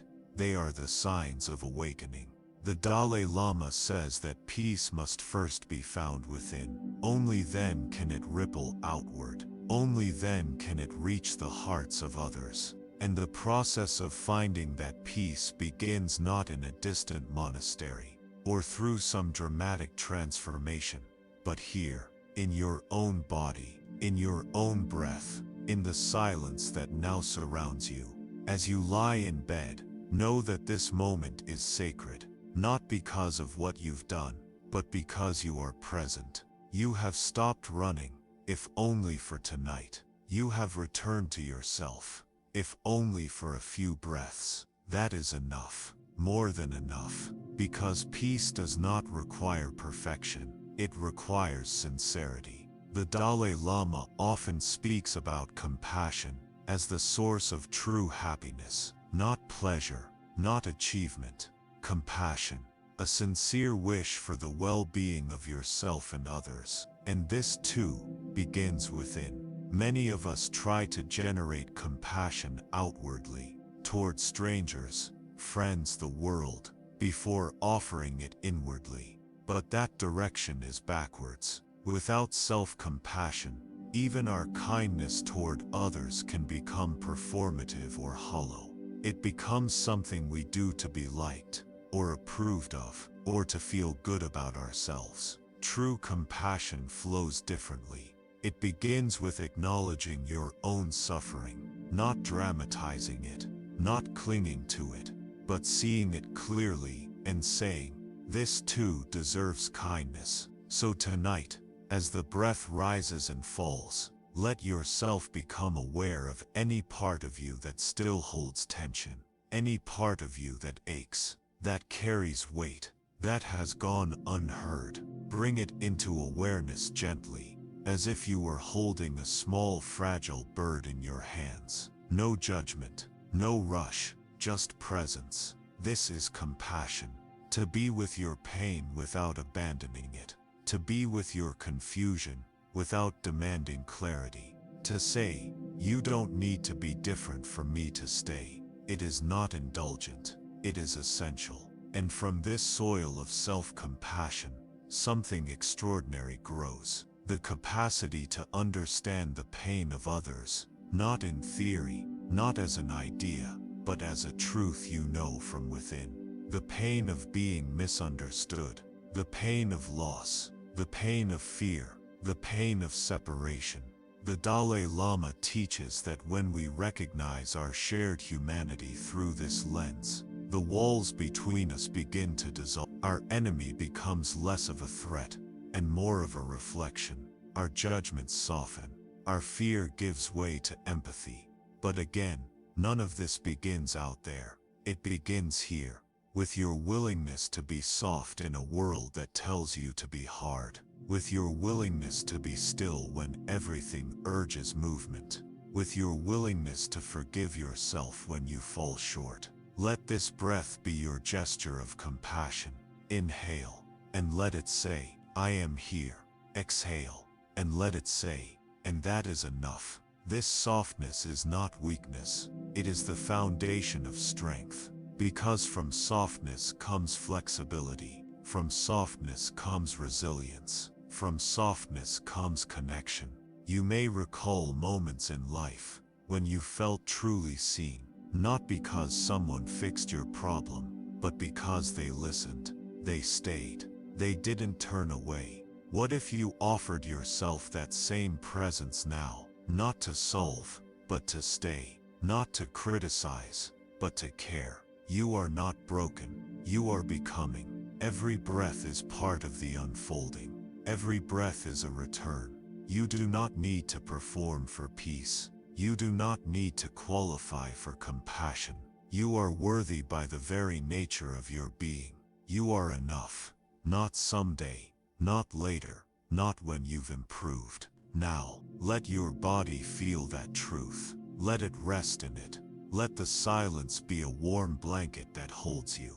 Let the breath be a kind hand that steadies you. You are not alone in your practice. The Dalai Lama, with his ever-present smile and steady gaze, reminds us that even in the face of suffering, peace is possible, not as denial, but as a response. You too can respond to your own suffering, not with resistance, but with presence, not with shame, but with care, not with fear, but with love. This love is not grand, it is not dramatic, it is not loud, it is patient, it is quiet, it is here.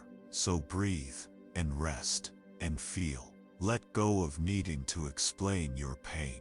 Let go of needing to justify your rest. Let go of needing to become something before you can be kind to yourself. Be kind, now, right here, just as you are. And as you drift towards sleep, let the stillness within you deepen. Let the teachings of peace and compassion live not in words but in breath, not in theory, but in the silence that remains. When you stop trying to be anything else, let the heart soften, let the mind settle, let the body rest, and know, without needing to believe or understand, you are already whole, you are already enough, you are already home. There is a way of being that does not seek, it does not strive, it does not reach forward into the future, or retreat backward into the past. It simply rests, fully, gently, openly. This way of being is central to the Zen tradition, particularly in the teachings of Dogen Zenji, who offered the world a path so simple, so direct, that the thinking mind often overlooks it. Just sit. In Japanese, the word is shikantaza. It means nothing but sitting. Not sitting to gain enlightenment, not sitting to become calm, not sitting to improve or escape, or transcend, just sitting, with no object, no technique, no striving, just being, fully and completely, in this moment. It sounds simple, and it is, but it is not easy, because we are so deeply conditioned to seek, to want something more, something better, something different. Even in our most sincere moments of spiritual practice, there is often a subtle reaching, a desire to be more present, to go deeper, to feel something profound. But Shikantaza invites us to let go of all that. It asks, what if this moment, just as it is enough? What if there is nowhere else to go, nothing else to become?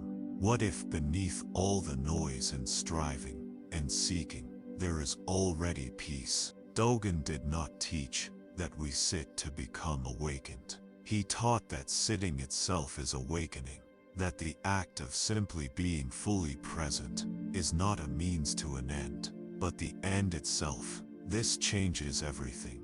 It turns practice into presence. It turns meditation from effort into resting. It turns life from a path to a place, right here, right now. As you lie here tonight, you are invited into this same kind of resting.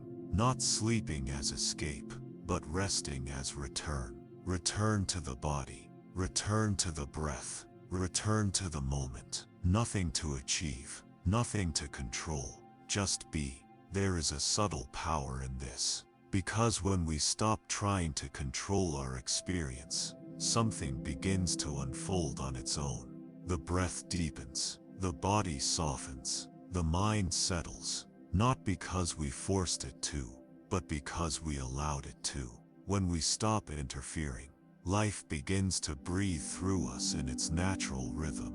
Dogen taught that practice is enlightenment, and enlightenment is practice, not in the future, not as an ideal, but here in this breath, in this moment of quiet, in this body, lying still, aware, alive. You are not preparing to be awake, you already are. You are not waiting for the right conditions, you are the condition.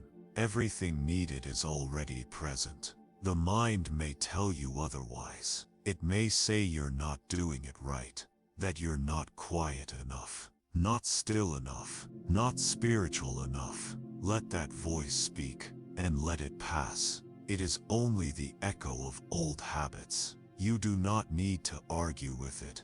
You do not need to believe it. You are not that voice. You are the awareness in which that voice arises. That awareness is untouched, unmoving, infinite. The same awareness that Dogen pointed to when he instructed his students to sit without clinging to anything, not even to silence. Just sit, just be. In the same way, tonight, you are not asked to force yourself into a meditative state.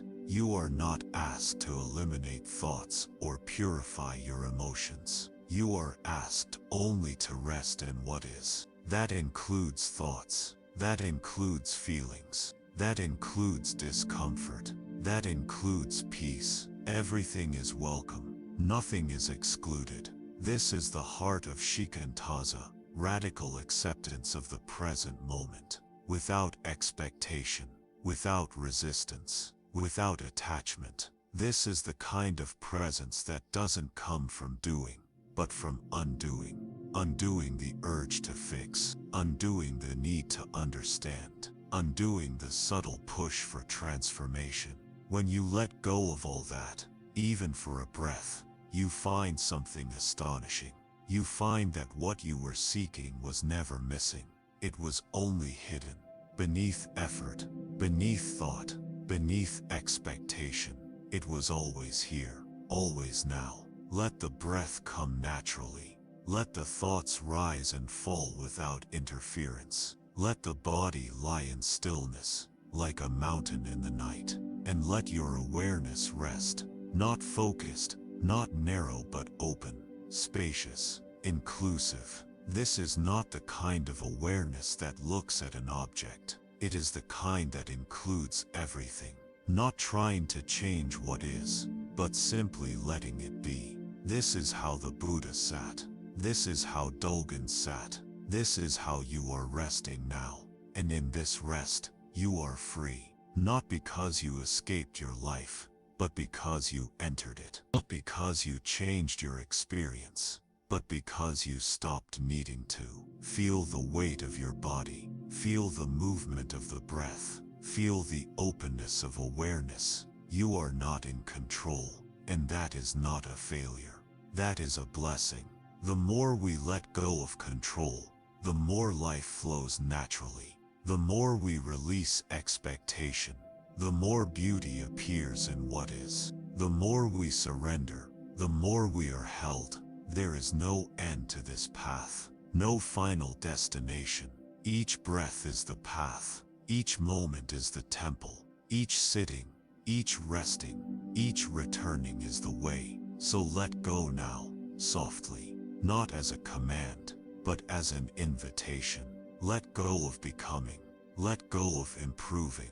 Let go of trying to understand. Just rest. Rest as awareness. Rest as breath. Rest as stillness. And as you do, know that you are not separate from peace. You are not moving toward it. You are it, right here, right now. Just this. There is a music that does not come from instruments. a vibration that does not need strings or breath to resonate. It exists not in the ears, but in the silence between sounds. It arises from stillness, and it speaks directly to the heart. This music is the essence of being, and it is what the mystic Osho once described when he said, "Silence is music for the soul." Most of us live surrounded by noise, external and internal. We wake up to alarms, check phones, buzzing with voices and demands, and step into days filled with urgency, chatter, movement. Even when we try to rest, the mind often keeps humming, a low and persistent melody of to-do lists, memories, projections. We are, in a very real way, out of tune. But Osho's teachings point to something radically different. He reminds us that true peace, true harmony, is not the result of organizing the chaos. It is the return to the soundless song within, the one that was always playing, even when we were too distracted to hear it. Tonight, as the body begins to quiet, and the mind loosens its grip, you are invited to begin listening.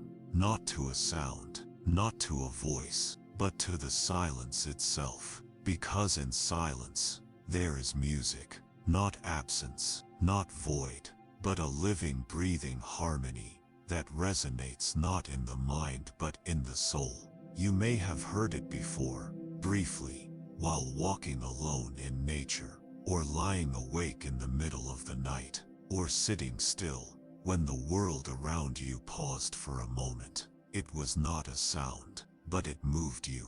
It reminded you of something timeless, something vast, something intimate. This is the music Osho spoke of, not composed, not written, but discovered.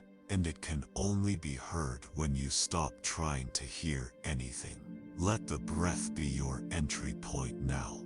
Let it flow in. Let it flow out, not to control it, but to accompany it, to be with it. Feel how the breath is not a machine.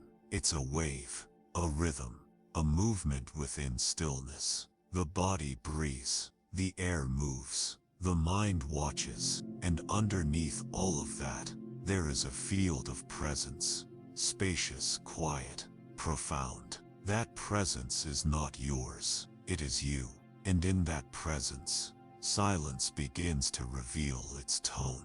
Not one note, not a melody, but a felt sense, a tuning of awareness. The mind may say, "There's nothing here," but deeper than thought, there is a resonance, a harmony, a kind of remembering, as if you're returning to a place you never actually left. Osho often emphasized that silence is not something we do, it is something we fall into when we stop doing, stop trying, stop seeking, stop arranging the furniture of your thoughts, and simply fall inward, fall gently, fall into the space between thoughts, between breaths, between the stories you tell yourself. In that space you'll find the music. It is not entertainment. It is not distraction. It is not technique. It is the fundamental vibration of your being. It is what exists before the first thought, before the first identity, before the first word. To experience, it is not to become enlightened, but to remember that you were never truly lost, just distracted, just believing the noise was everything. But now, here in the quiet, you hear differently, not with your ears, with your soul. This listening requires no effort. In fact, effort only gets in the way. It is like watching a sunset.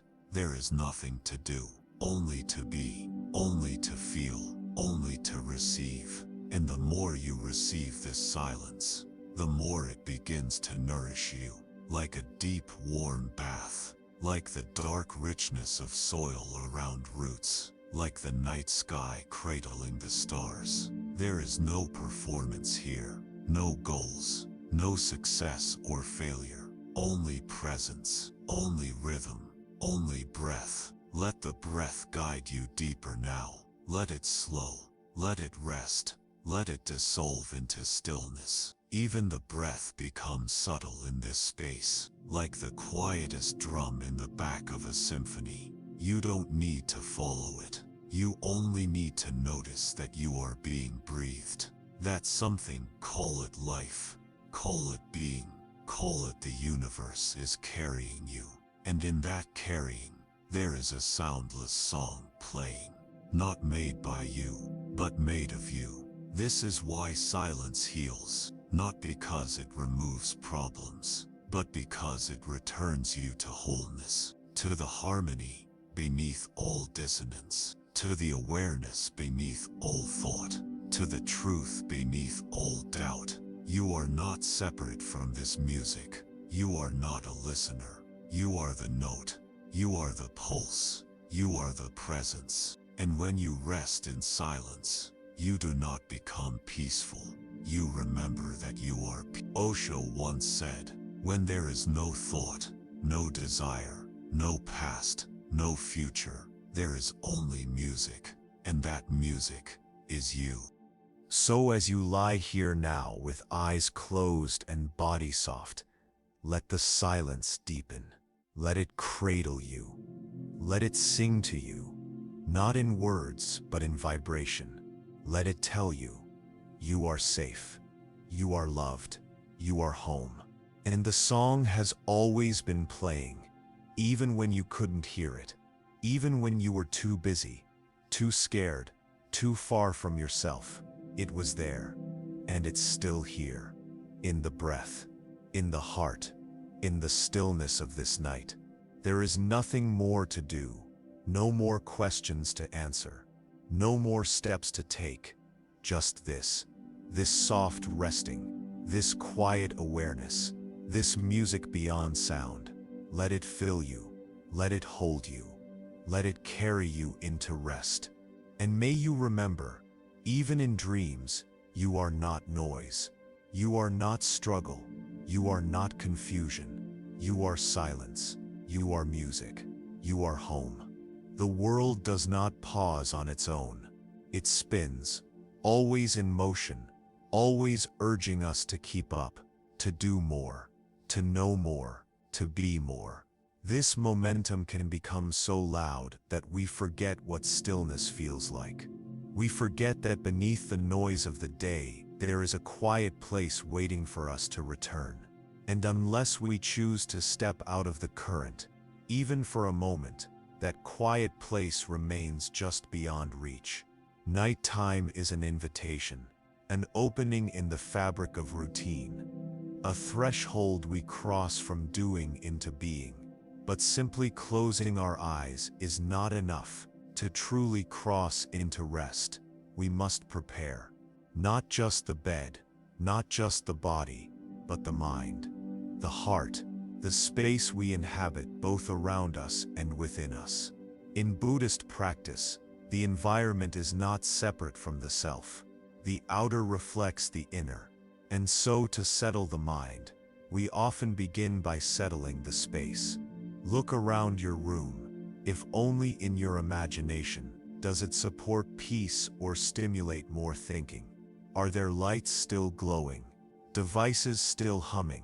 Objects that remind you of unfinished tasks? Every item in your space has a subtle energy. Every sound, every flicker, every presence contributes to your mental field. So the first gesture of rest is this disengagement. Turn off the screens. Dim the lights. Set down the devices. Not as an act of rejection, but as a ritual of return. Each act is a message to your nervous system. You are safe now. You can stop performing. You can let go. Feel the difference in the air when the room is quiet. Feel the softness of dimmed light on the skin. Feel the weight of your body no longer needing to move. This is not laziness. This is wisdom. The Buddha often spoke of appropriate effort. Not too much, not too little, just enough to align with the moment. And in this moment, The appropriate effort is non-effort. It is the willingness to stop. But even in a quiet room, the noise within often lingers. Thoughts may still spin. Emotions may still ripple. That's natural. The mind needs time to slow down. It cannot pivot from stimulation to stillness in an instant. This too requires gentleness. So we begin again, not with judgment, but with intention. The intention to be here, to return, to soften, to release. Let the breath be your guide in this transition. You don't need to deepen it. You don't need to shape it. Just notice it. With kindness, let it come. Let it go. Feel how the body responds to this attention. Shoulders lowering, jaw loosening, heart softening. Let yourself feel the bed beneath you, the way it supports you without asking anything in return.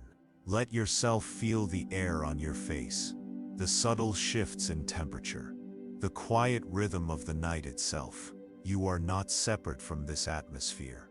You are part of it. A breathing presence in a breathing world. The monks in Buddhist temples prepare their spaces with care. They sweep the floor slowly.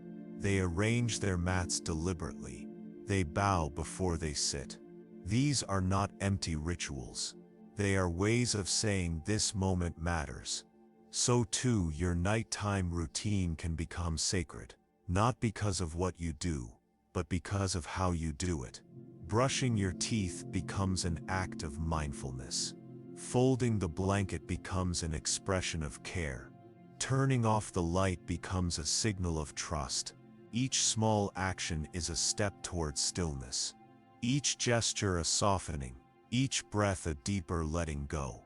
And as the body begins to unwind, the mind may still resist.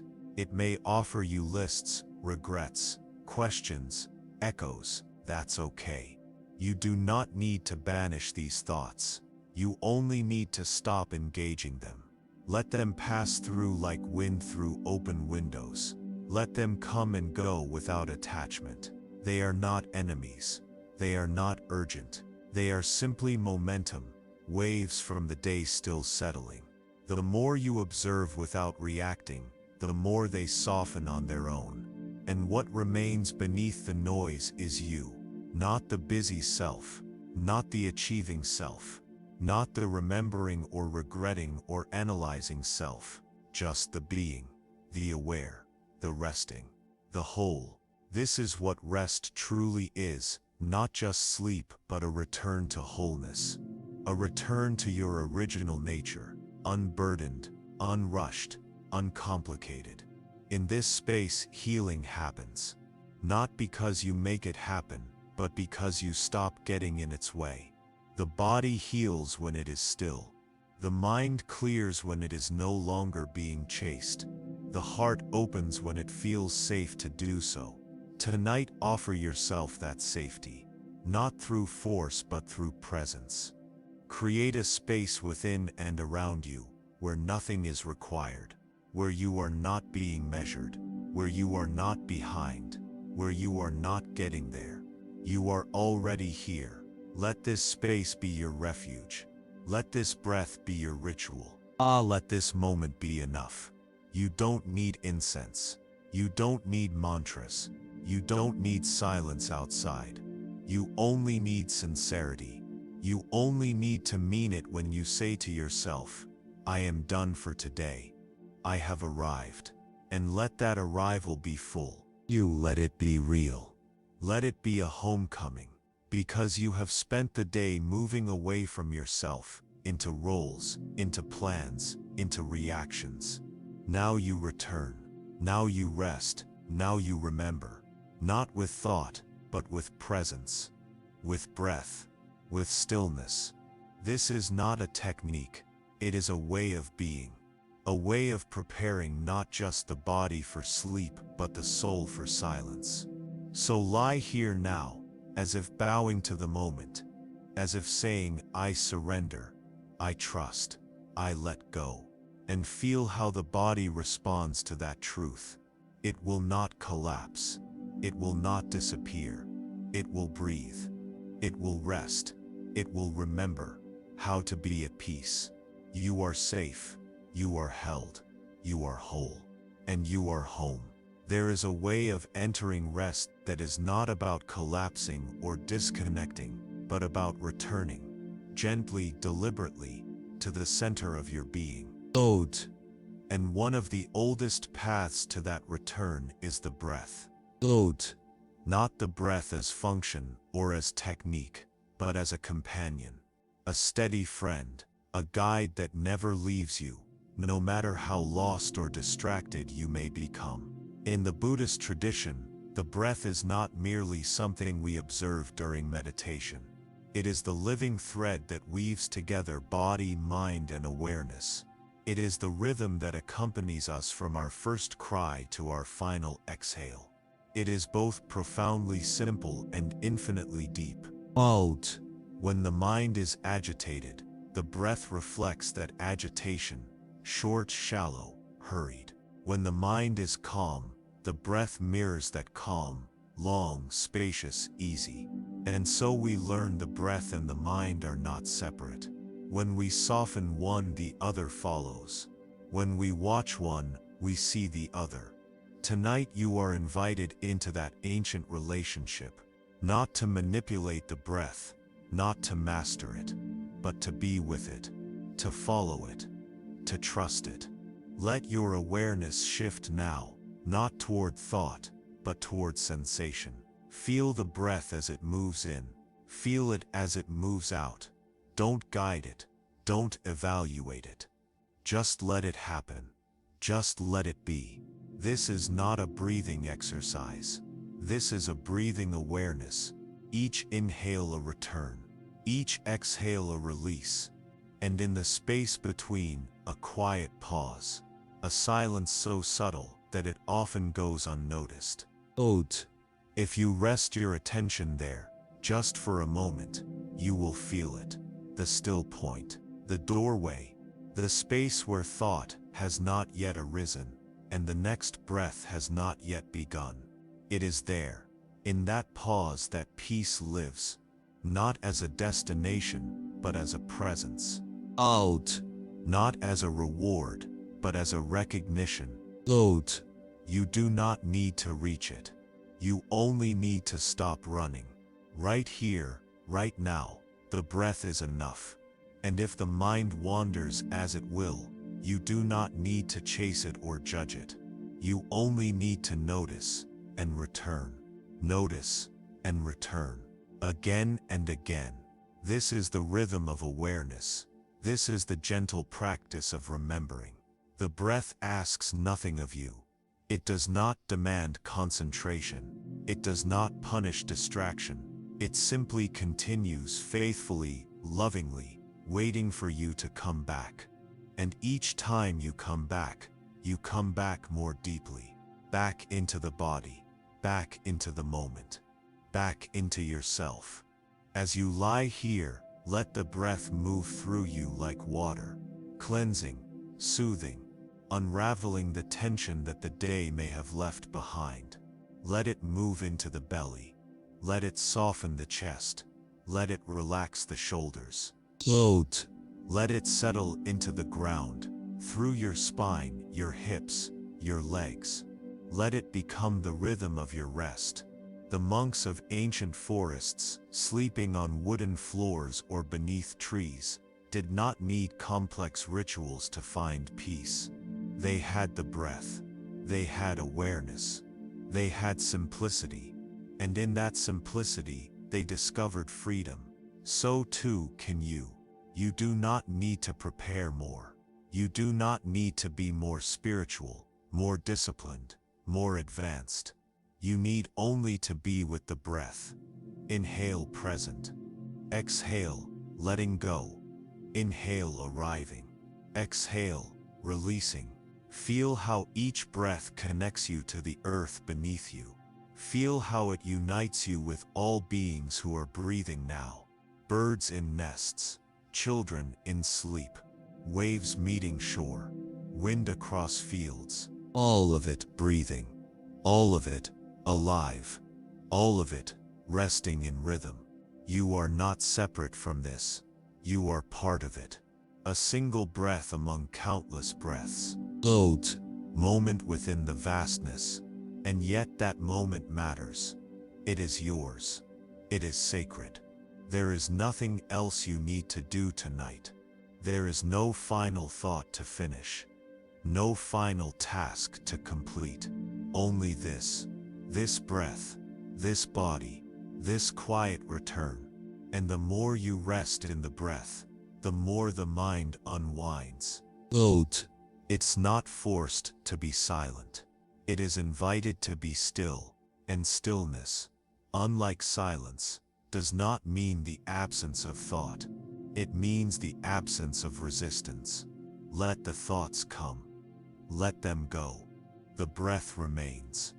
The breath is always now, and now is where peace begins. Not in the future, where you will have accomplished more. Not in the past, where you once felt safer or clearer, but here, in this breath, in this bed, in this moment. And as the breath continues, something within you softens even more.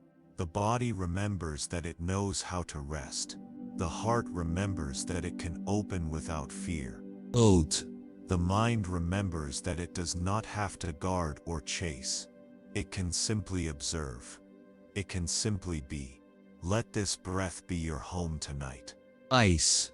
Let it guide you through the layers of yourself. Oat. Let it carry you into deeper rest. Not just sleep, but renewal. Not just unconsciousness, but a conscious surrender. You are not trying to make anything happen. You are allowing what is already happening. Life, movement, stillness, presence, breath. Each inhale is a gift. Oat. Each exhale is a letting go. There is nothing more to ask for. There is nothing more to become. Only this. And this is enough. So rest, dear one. Let the breath keep you close. Oat. Let it be the gentle lullaby of your soul. Oat.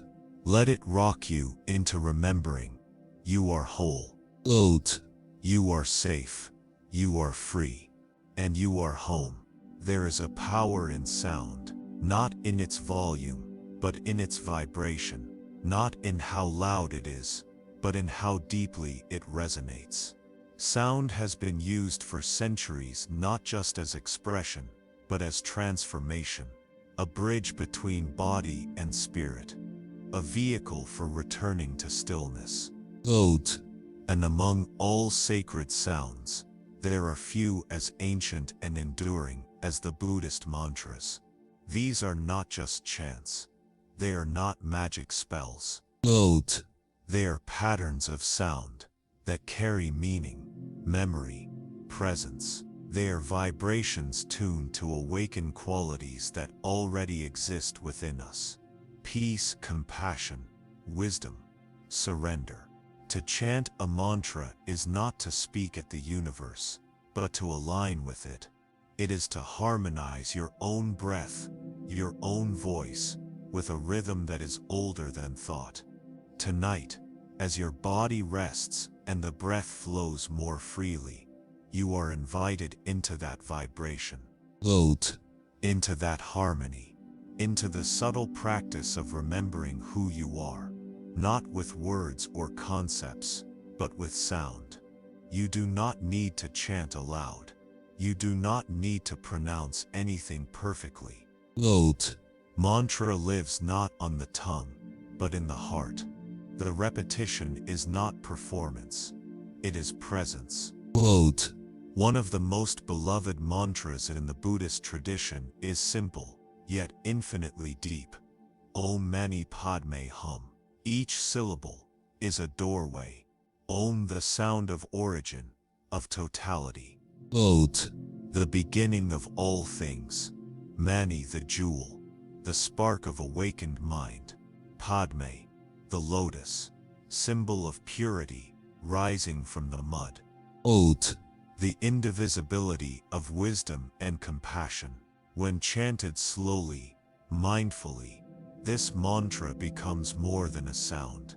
It becomes a vibration of remembering, a pulse of peace, a prayer made of breath. So now, as you rest, you may silently repeat these syllables, or simply feel them, their shape, their energy. Let each repetition be soft, gentle, unforced. Oat. Like waves lapping against the shore. You are not trying to achieve anything. You are not trying to believe anything. Oat. You are simply aligning. Let the mind rest in the sound. Let the heart soften in the rhythm. Let the body melt into the repetition. The mantra is not separate from you. It is not an object you hold. It is a mirror, a reflection of the stillness that already exists within. If thoughts arise, let them. The mantra continues. If doubt arises, let it. The sound remains. If nothing arises at all, that too is fine. You are not doing the mantra. Oat. You are being with it. You are letting it carry you, gently, inward. With each repetition, the nervous system slows. Oat. The heart rate softens. Oat. The breath becomes quieter, rounder, fuller. This is not hypnotic. It is healing, because the body responds to vibration. Every cell is listening, and when that vibration is infused with presence, with intention, with care, the whole system shifts, from effort to ease, from fragmentation to wholeness, from fear to rest. There are other mantras too, each with its own energy, its own current. Gate, gate parak, Oat. Gate parak sash gate. Bodhisvaha. The mantra of going beyond, crossing the threshold, releasing grasping, or Nam Mino Rungu Chiu. The Lotus Sutra mantra, affirming the law of cause and effect through devotion. But it is not the meaning alone that matters. Oat. Is the way the sound becomes breath, the way the breath becomes awareness, the way awareness becomes stillness, and in that stillness, something ancient awakens. Not a new identity. Oat.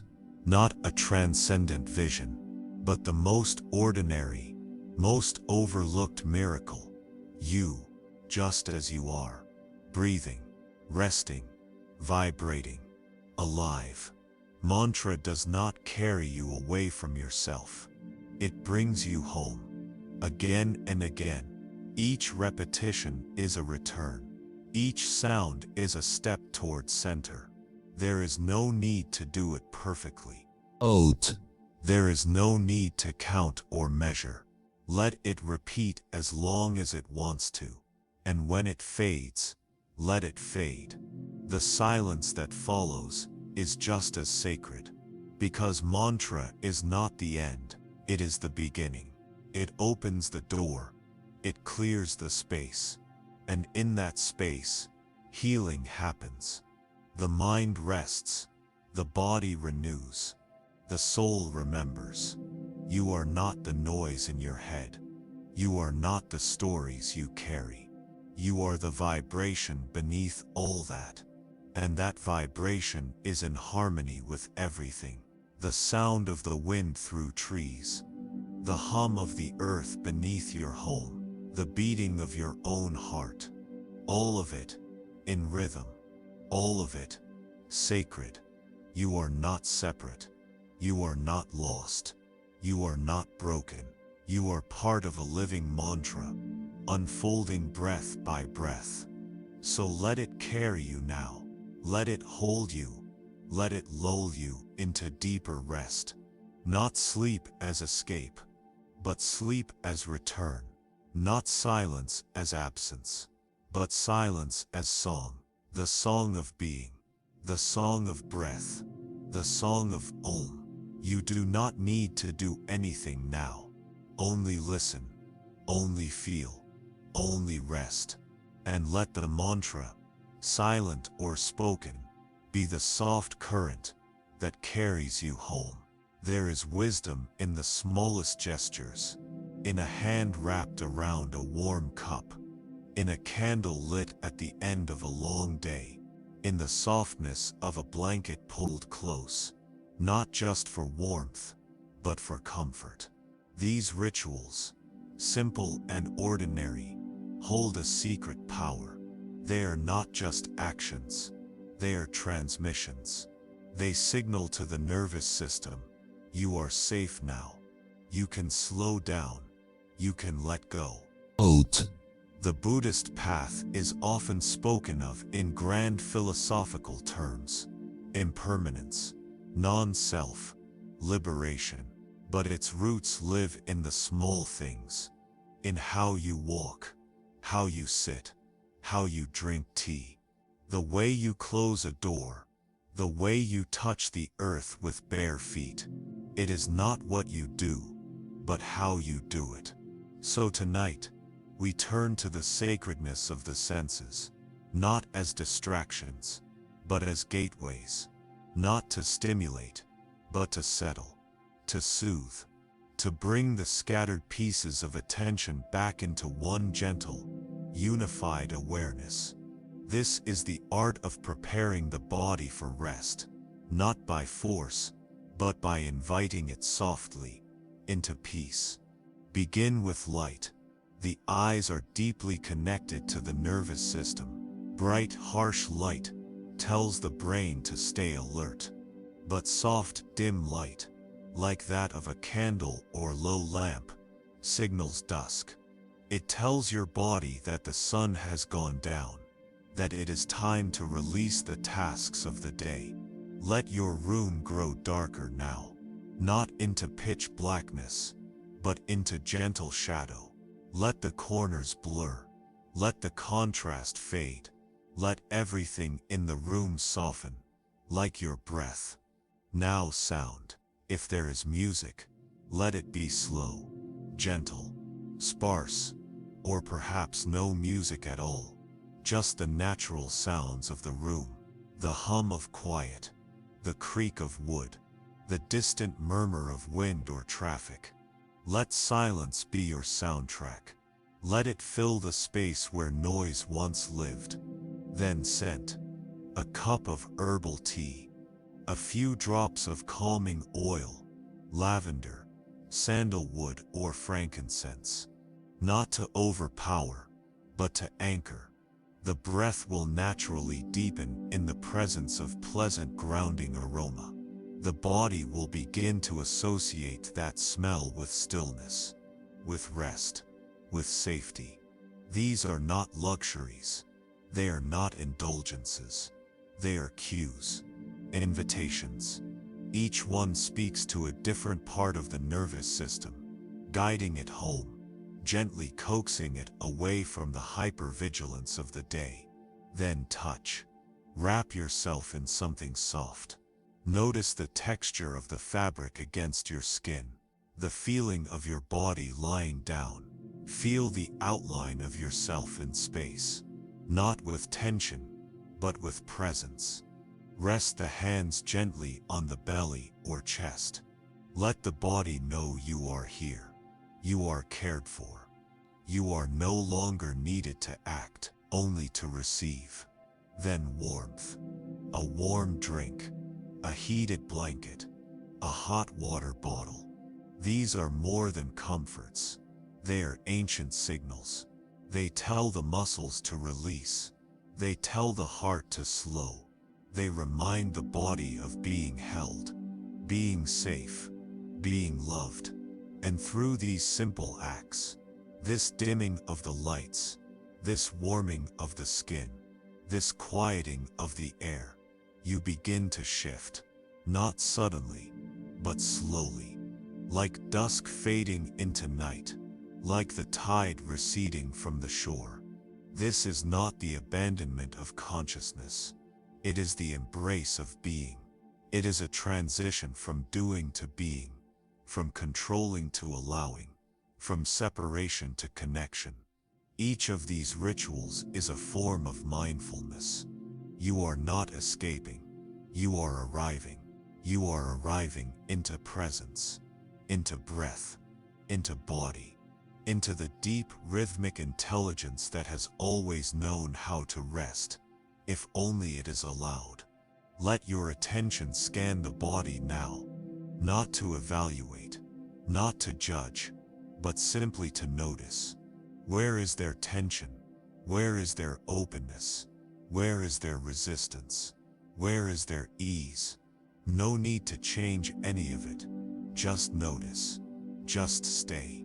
Let your awareness be as soft as candlelight. Let it linger where it's needed. Let it flow where it's not expected. Let it be intimate, but not intrusive. Now, if there is a thought, welcome it. If there is a memory, acknowledge it. If there is a worry, see it clearly, and then return. Always return to the warmth, to the breath, to the softness. These rituals are not meant to eliminate thought, but to surround it with spaciousness, to give it context, to say yes, you exist, but you are not all that exists. There is also the body. There is also the breath. There is also peace. The body knows how to rest. It remembers. Even when the mind forgets, even when the heart is burdened, even when the world is heavy, all it needs is your permission and your patience. The monks of old prepared their sleep space with great care, not out of need for control, but out of reverence. They folded their robes. They arranged their mats. They bowed before lying down. These acts were not superstition. They were sacred reminders. This too is practice. This too is life. This too is worthy of full attention. So tonight, whatever your space looks like, whether large or small, bright or dark, familiar or temporary, let it become a temple. Let your breath be incense. Let your presence be prayer. You are not practicing to become calm. You are practicing to remember that calm was never far. It lives in your gestures. It lives in your care. It lives in the way you pour the water, in the way you turn down the bed, in the way you take your final breath before surrendering to sleep. And when sleep comes, it is not an end. It is a continuation of trust, of presence, of return. So lie here now. Feel the weight of your body. Feel the warmth of your space. Feel the rhythm of your breath. And know you are allowed to rest. You are allowed to stop. You are allowed to be held by the night. Let go. Gently, fully, lovingly. Let go of performance. Let go of pace. Let go of trying to be anything other than this. Breathing, being, softening. Let this night be holy. Let it be healing. Let it be home. There is something profoundly human about writing by hand. Something ancient. Something sacred. In a world that moves fast, where most thoughts are typed, deleted, edited, and forgotten, putting pen to paper is an act of stillness. It slows us down. It brings us into our bodies. It transforms the abstract into the visible. And at night, when the mind is often restless and the heart unresolved, this small ritual can become a path to peace. In Buddhist practice, awareness of the mind is essential, but awareness alone is not always enough. Sometimes, the mind must be seen in ink to be released. Sometimes, it must be written before it can be quieted. This is the gift of silent journaling, not to analyze, not to record history, but to create space, to empty the vessel before rest, to meet the self without defense. without performance, with honesty. As you lie here, breathing softly, body resting, ask yourself gently, what is still being carried? What emotion lingers just beneath the surface? What thought is looping, asking to be heard? What fear, or hope, or reflection would like a voice before the day ends? You don't need to find the perfect words. You don't need to make it poetic. You only need to tell the truth, a quiet truth, a truth that doesn't need to be shared, only seen. When you write in this way, it is not for others. It is not for memory. It is for release. The Buddhists call this citta bhavana, the cultivation of the heart-mind, and writing can be a form of that cultivation, a way to meet the heart where it is, and say, I see you, I'm listening. Even just a few lines can shift your state. I'm tired, but I'm grateful. I'm scared of tomorrow, but I trust I'll get through it. I felt invisible today. I forgive myself. These sentences don't fix the problem. They don't solve the emotion, but they acknowledge it. And in acknowledgement, there is liberation. So now, in this quiet space, imagine writing. Imagine a notebook open beside your bed. Imagine your hand holding a pen. Feel the slow movement of ink across paper. No pressure, no expectation, just breath, thought, breath, word. You might begin with the day itself. Where did you struggle? Where did you shine? What conversation is still echoing? What silence was meaningful? Let the questions come. Let the answers come even slower. There is no rush. This is not productivity. This is presence. Then turn inward. What parts of you were unseen today? What parts were overexposed? What did you long for? What did you release? Write not as a task but as a ceremony, a closing of the day, a bow to your own experience. If you prefer, write to something larger than yourself, a letter to the universe, a message to your future self, a whisper to the child within, a note of gratitude to no one in particular. Thank you for this breath. Thank you for this moment. I'm still learning, and that's okay. These words need not be eloquent. They need not be original. They need only to be yours. This is your mirror, your altar, your quiet companion in the dark. The monks often say that before we sleep we must clear the dust from the heart, not because the dust is wrong, but because clarity invites rest. Writing can be the broom, the gentle sweeping of thoughts and feelings across a page, so that what remains is spaciousness. Clarity does not mean emptiness. It means seeing clearly. It means placing down the weight you no longer need to carry into sleep. You may write one sentence, or one page, or none at all. Even imagining the act can be enough. Even the intention to meet yourself is powerful. The words are not what bring peace. It is the turning inward. The moment of honesty, the surrender of hiding, the quiet courage of expression. You are not writing to be heard. You are writing to hear yourself. You are not writing to preserve. You are writing to let go. And as you let go, line by line, breath by breath, the mind begins to settle. The stories soften. The patterns dissolve. The noise once urgent becomes background. And what remains is silence. Not an absence, but a fullness that says this day is complete. I am complete, and I am ready to rest. Let your hand now set the pen down, literally or in your imagination. Close the notebook. Feel the breath in your chest. Feel the warmth of the bed. Feel the silence that follows honesty. This silence is not empty. It is sacred. It is the silence of having spoken what needed to be spoken. It is the silence that follows truth. It is the silence that invites dreams, not as escape, but as integration. Tonight you will sleep differently, not because the world has changed, but because you met yourself fully. You did not hide. You did not perform.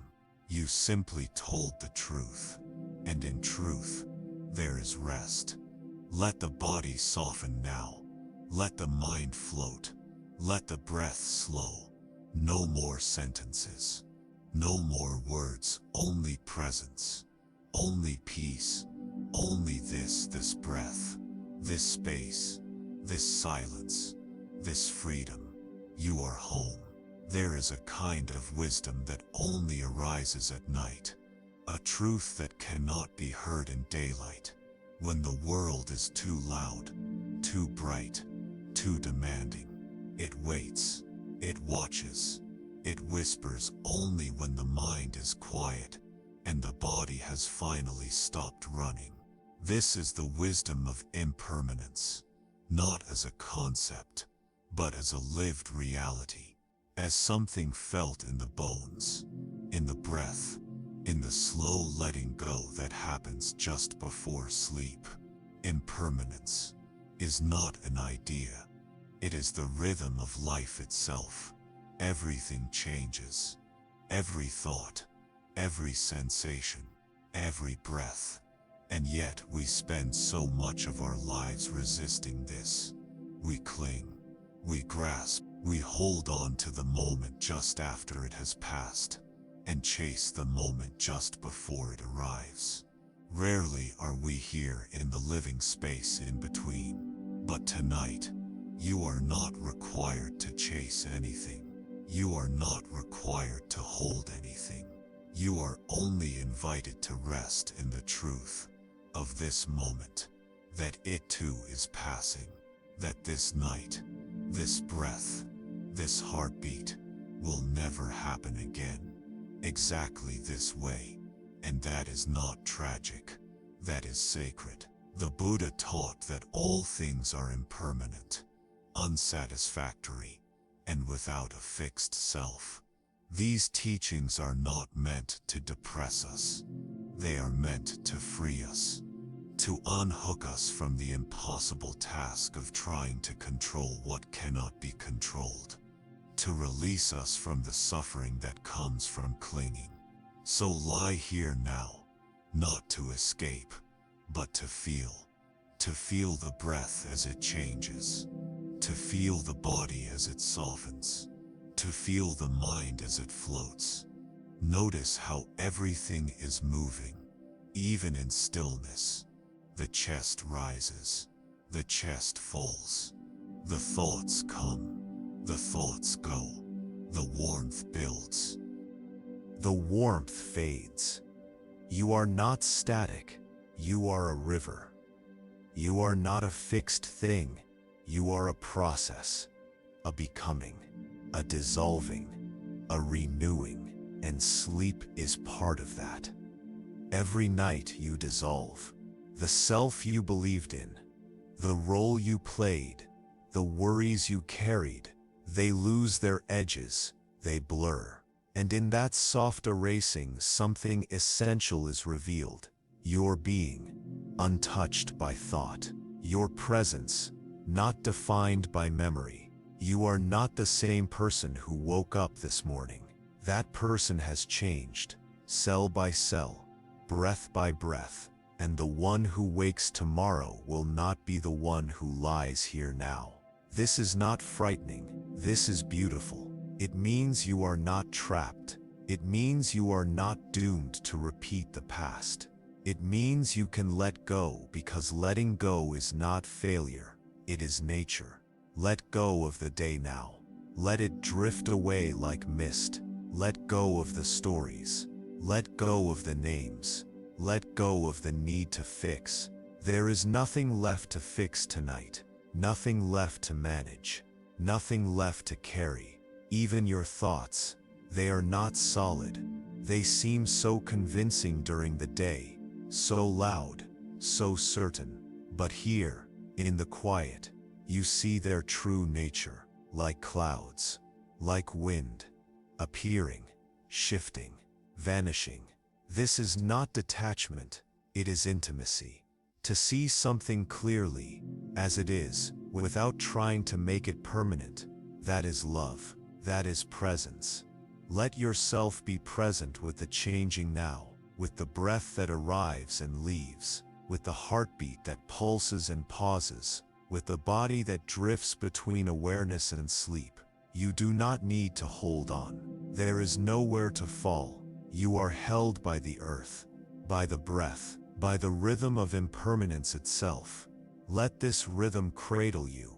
Let it rock you gently away from effort, away from form, away from thought. You are becoming softer. You are becoming light. You are becoming sky. Even the idea of you begins to loosen, not vanish, but expand, not disappear, but dissolve into something wider, something quieter. You are not lost.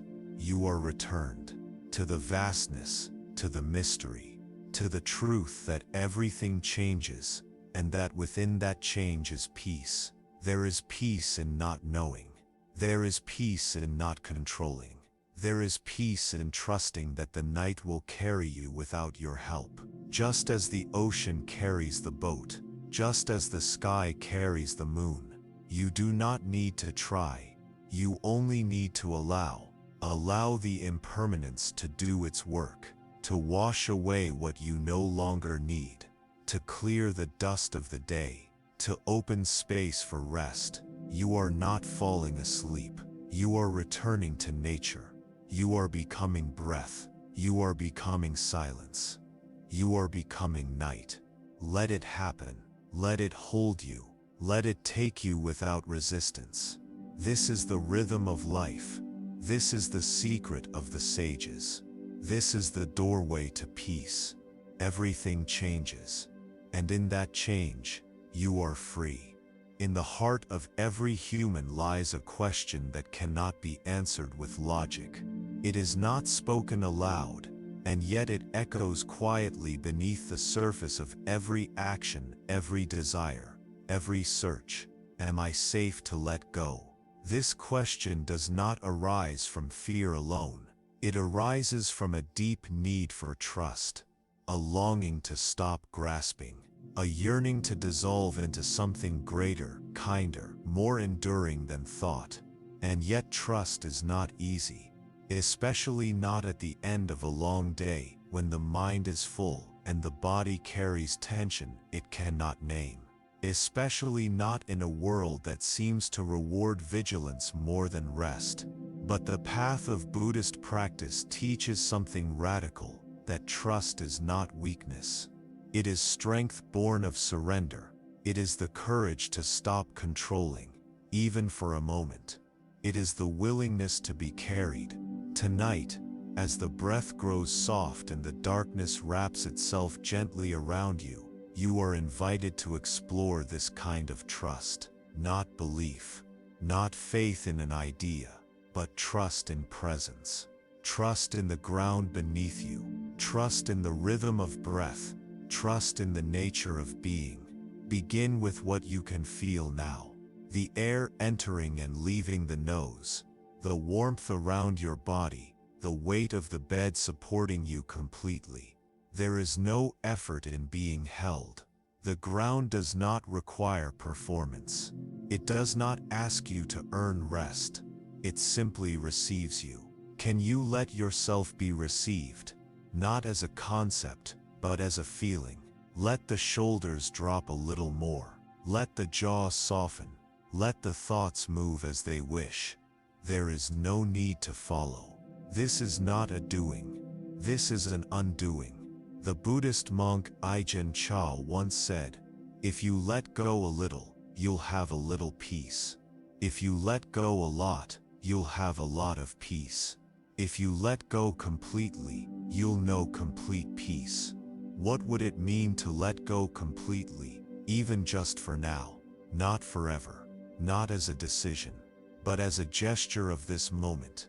To trust that nothing more needs to be fixed, nothing more needs to be achieved. That in this breath you are enough, that in this stillness you are home. This kind of trust begins with the body. Feel the body not as an object to be controlled, but as a living field of intelligence. It knows how to sleep, it knows how to heal, it knows how to return to balance, if only it is allowed. Trust that the body knows what to do, that you do not need to guide it, that every cell is already working in harmony. You are not alone in this process. You are not the conductor. You are part of the orchestra. Let the body be music. Let the breath be rhythm. Let the mind be sky. This is trust not in theory, but in experience.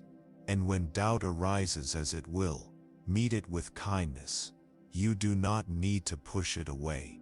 You do not need to pretend it is not there. Simply notice, this is doubt, and return again to the breath, to the weight, to the stillness, to the truth that you are being held right now, by this bed, by this night, by the mystery that has always carried you, even when you forgot. In Buddhist cosmology, there is a concept of taking refuge, not as escape but as return. Refuge in the Buddha, the Dharma, the Sangha. But tonight, let your refuge be this moment. Let your refuge be silence. Let your refuge be the willingness to rest without armor. You have been so strong. You have tried so hard. You have carried so much. Now, you can put it down, not because it is over, but because you are allowed to rest. You are allowed to trust that the world will keep turning, that the breath will keep breathing, that your value does not depend on vigilance. You are not your productivity. You are not your performance. You are not your past. You are this breath, this awareness, this open space between thoughts, and in that space you are free. There is no need to plan tomorrow. It will come. There is no need to revisit today. It has passed. You can trust time. You can trust change. You can trust that whatever remains undone does not make you incomplete. Rest is not the absence of care. It is the presence of trust. Let yourself trust now. Trust that you are already enough. Trust that nothing is missing. Trust that even if sleep doesn't come quickly, rest will, because rest is not only found in unconsciousness, it is found in surrender, in presence, in being, and you are being right now, completely, fully, effortlessly. So lie here, as if you belong here, because you do. You always have. Let the breath slow. Let the thoughts drift. Let the body melt. You are safe. You are whole. You are free to trust. And in that trust, sleep will come. Not as an interruption, but as a continuation. Not as escape, but as return. Return to silence. Return to peace. Return to the part of you that never needed to try, only to rest.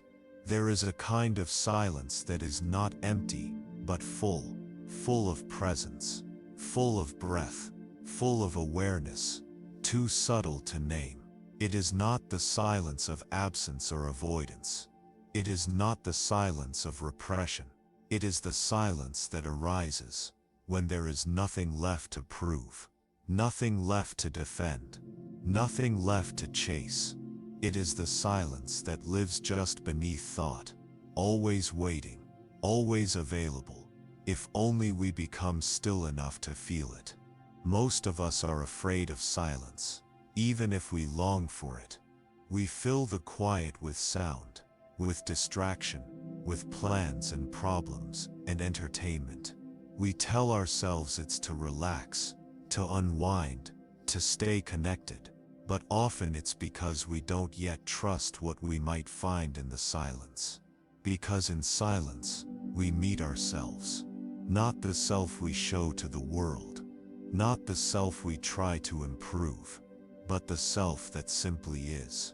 And that self is vast, and tender, and full of mystery.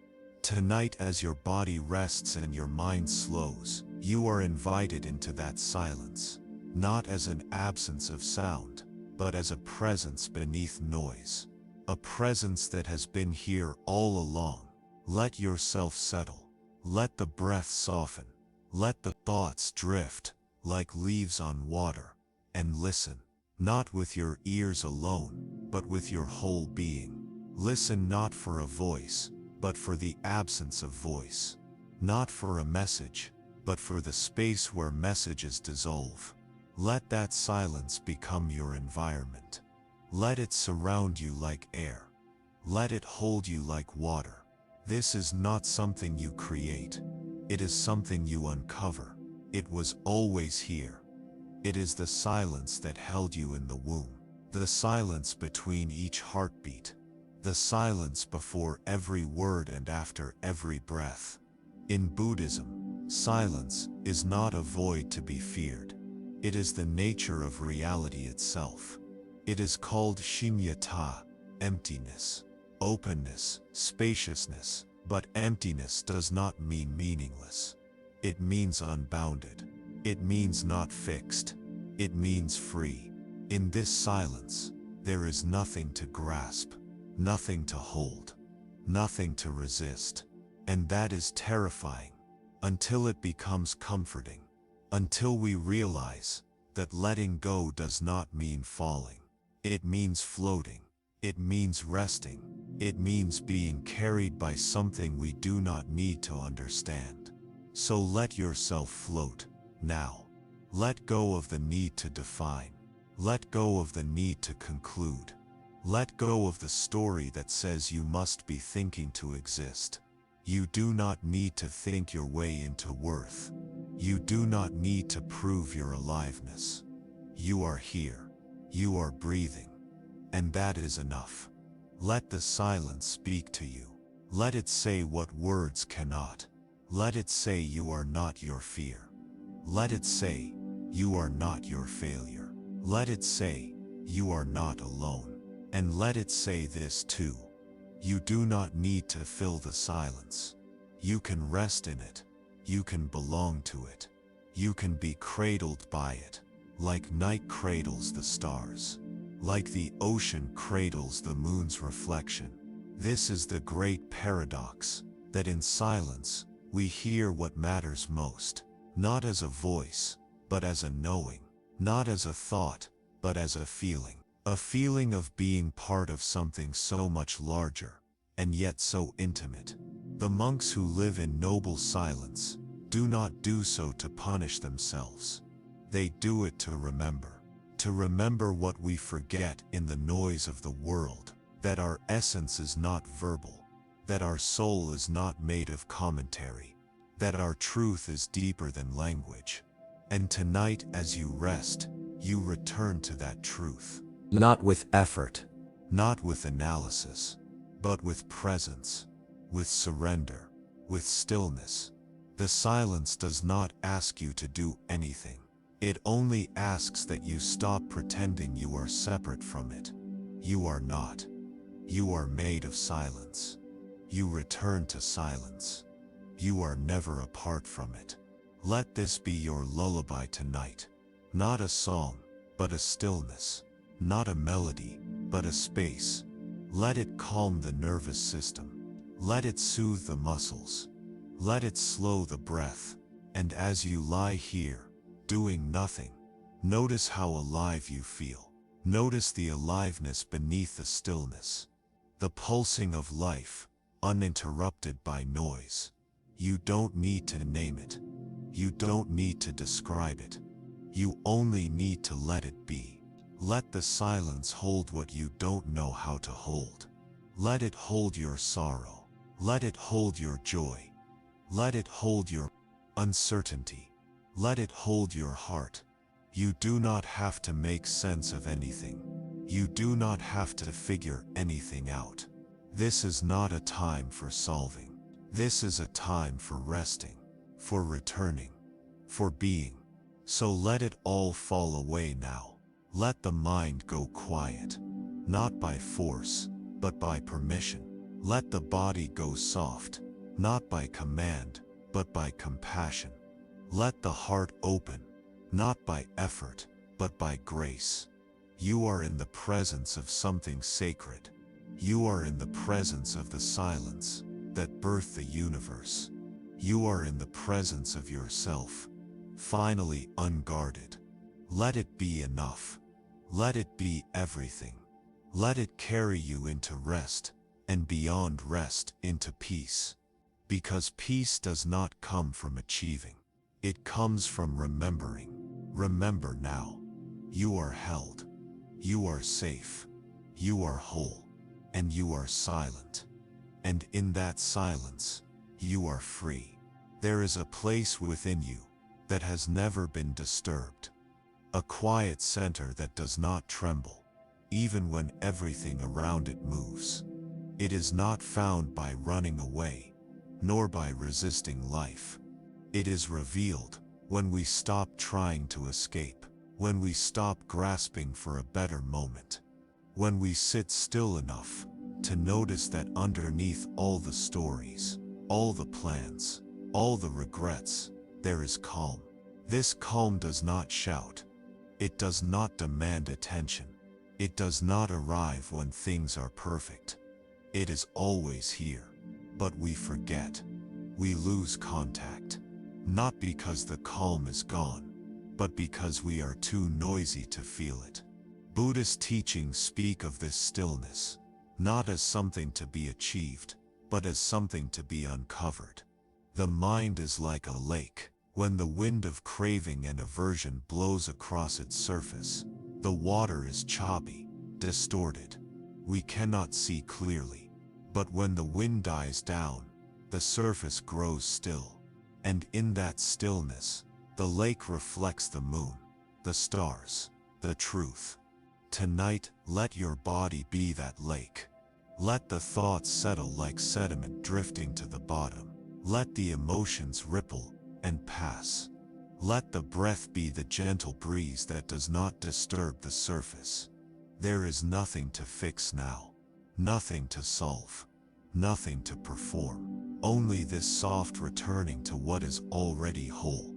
Not everything needs a response. Not every thought needs your attention. Not every emotion needs to be analyzed. Some things just need to be felt and released. And in the absence of struggle, something beautiful begins to happen. You begin to remember what peace feels like. Not as an idea, not as a future goal, but as this breath, this silence, this softness in your belly, this loosening behind your eyes, this warmth in your chest. The world will always offer reasons to be afraid, to tighten, to brace. But here, now, in this moment, you are not in danger. You are not being tested. You are not being judged. You are simply being. And that is enough. Feel the support beneath you. Feel how you are carried, without effort. The bed holds your body. The breath holds your awareness. The stillness holds your soul. You do not have to earn this peace. You do not have to deserve it. You do not have to chase it. You only have to stop resisting it. Let go. Let go of the voice that says you must do more. Let go of the voice that says you are not ready. Let go of the voice that asks what's next. There is no next here. There is only now. And now is gentle.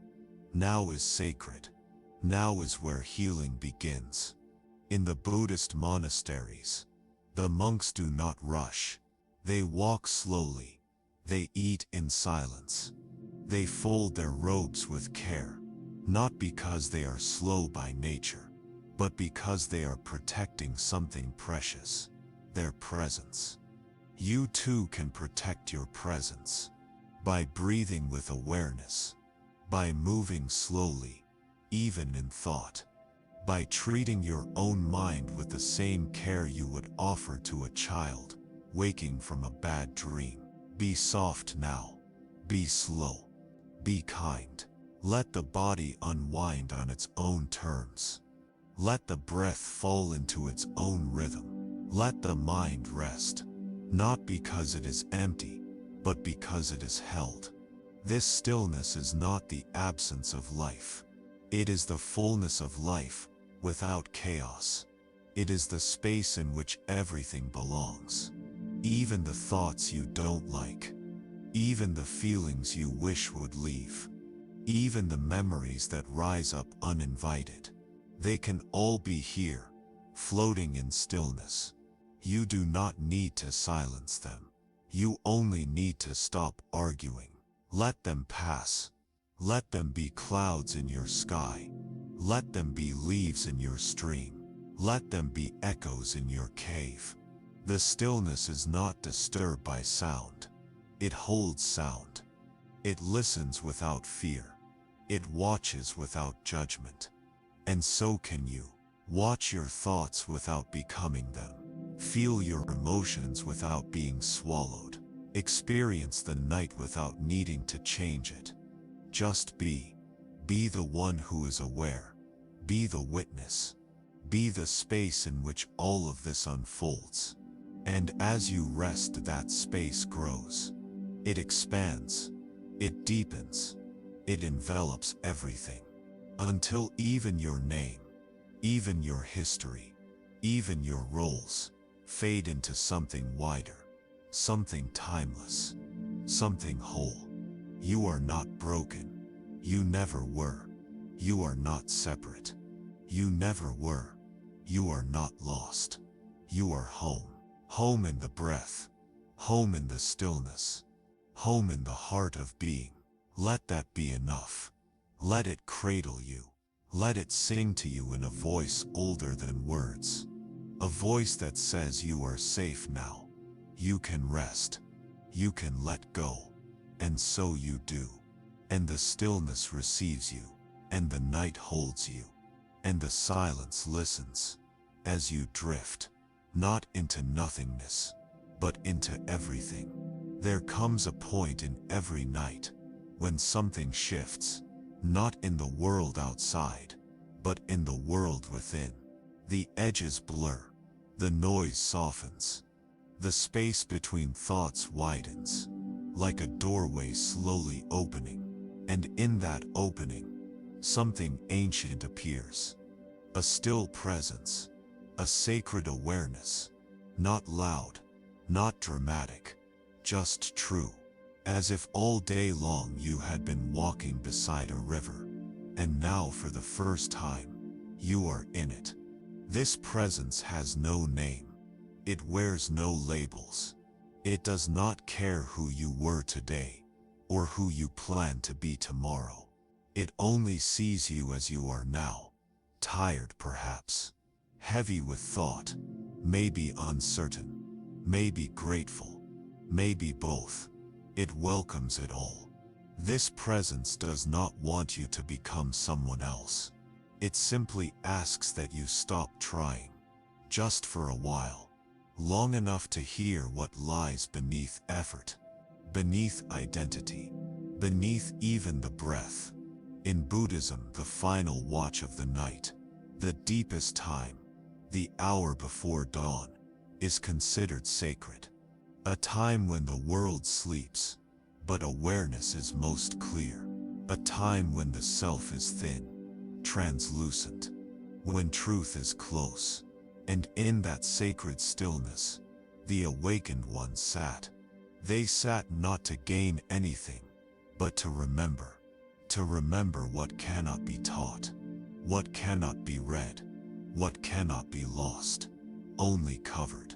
You do not need to sit cross-legged beneath a tree. You do not need a monastery. You do not need years of silence. You only need this moment, this breath, this stillness, and the willingness to stop chasing, even if just for now, because this is the moment we rarely give ourselves. The moment after everything has been said, after the lights have dimmed, after the tasks are done, when there is nothing left to achieve, only to be. Being is enough. Let those words land. Being is enough. Your worth is not measured in action. Your value is not earned through thought. Your belonging is not conditional.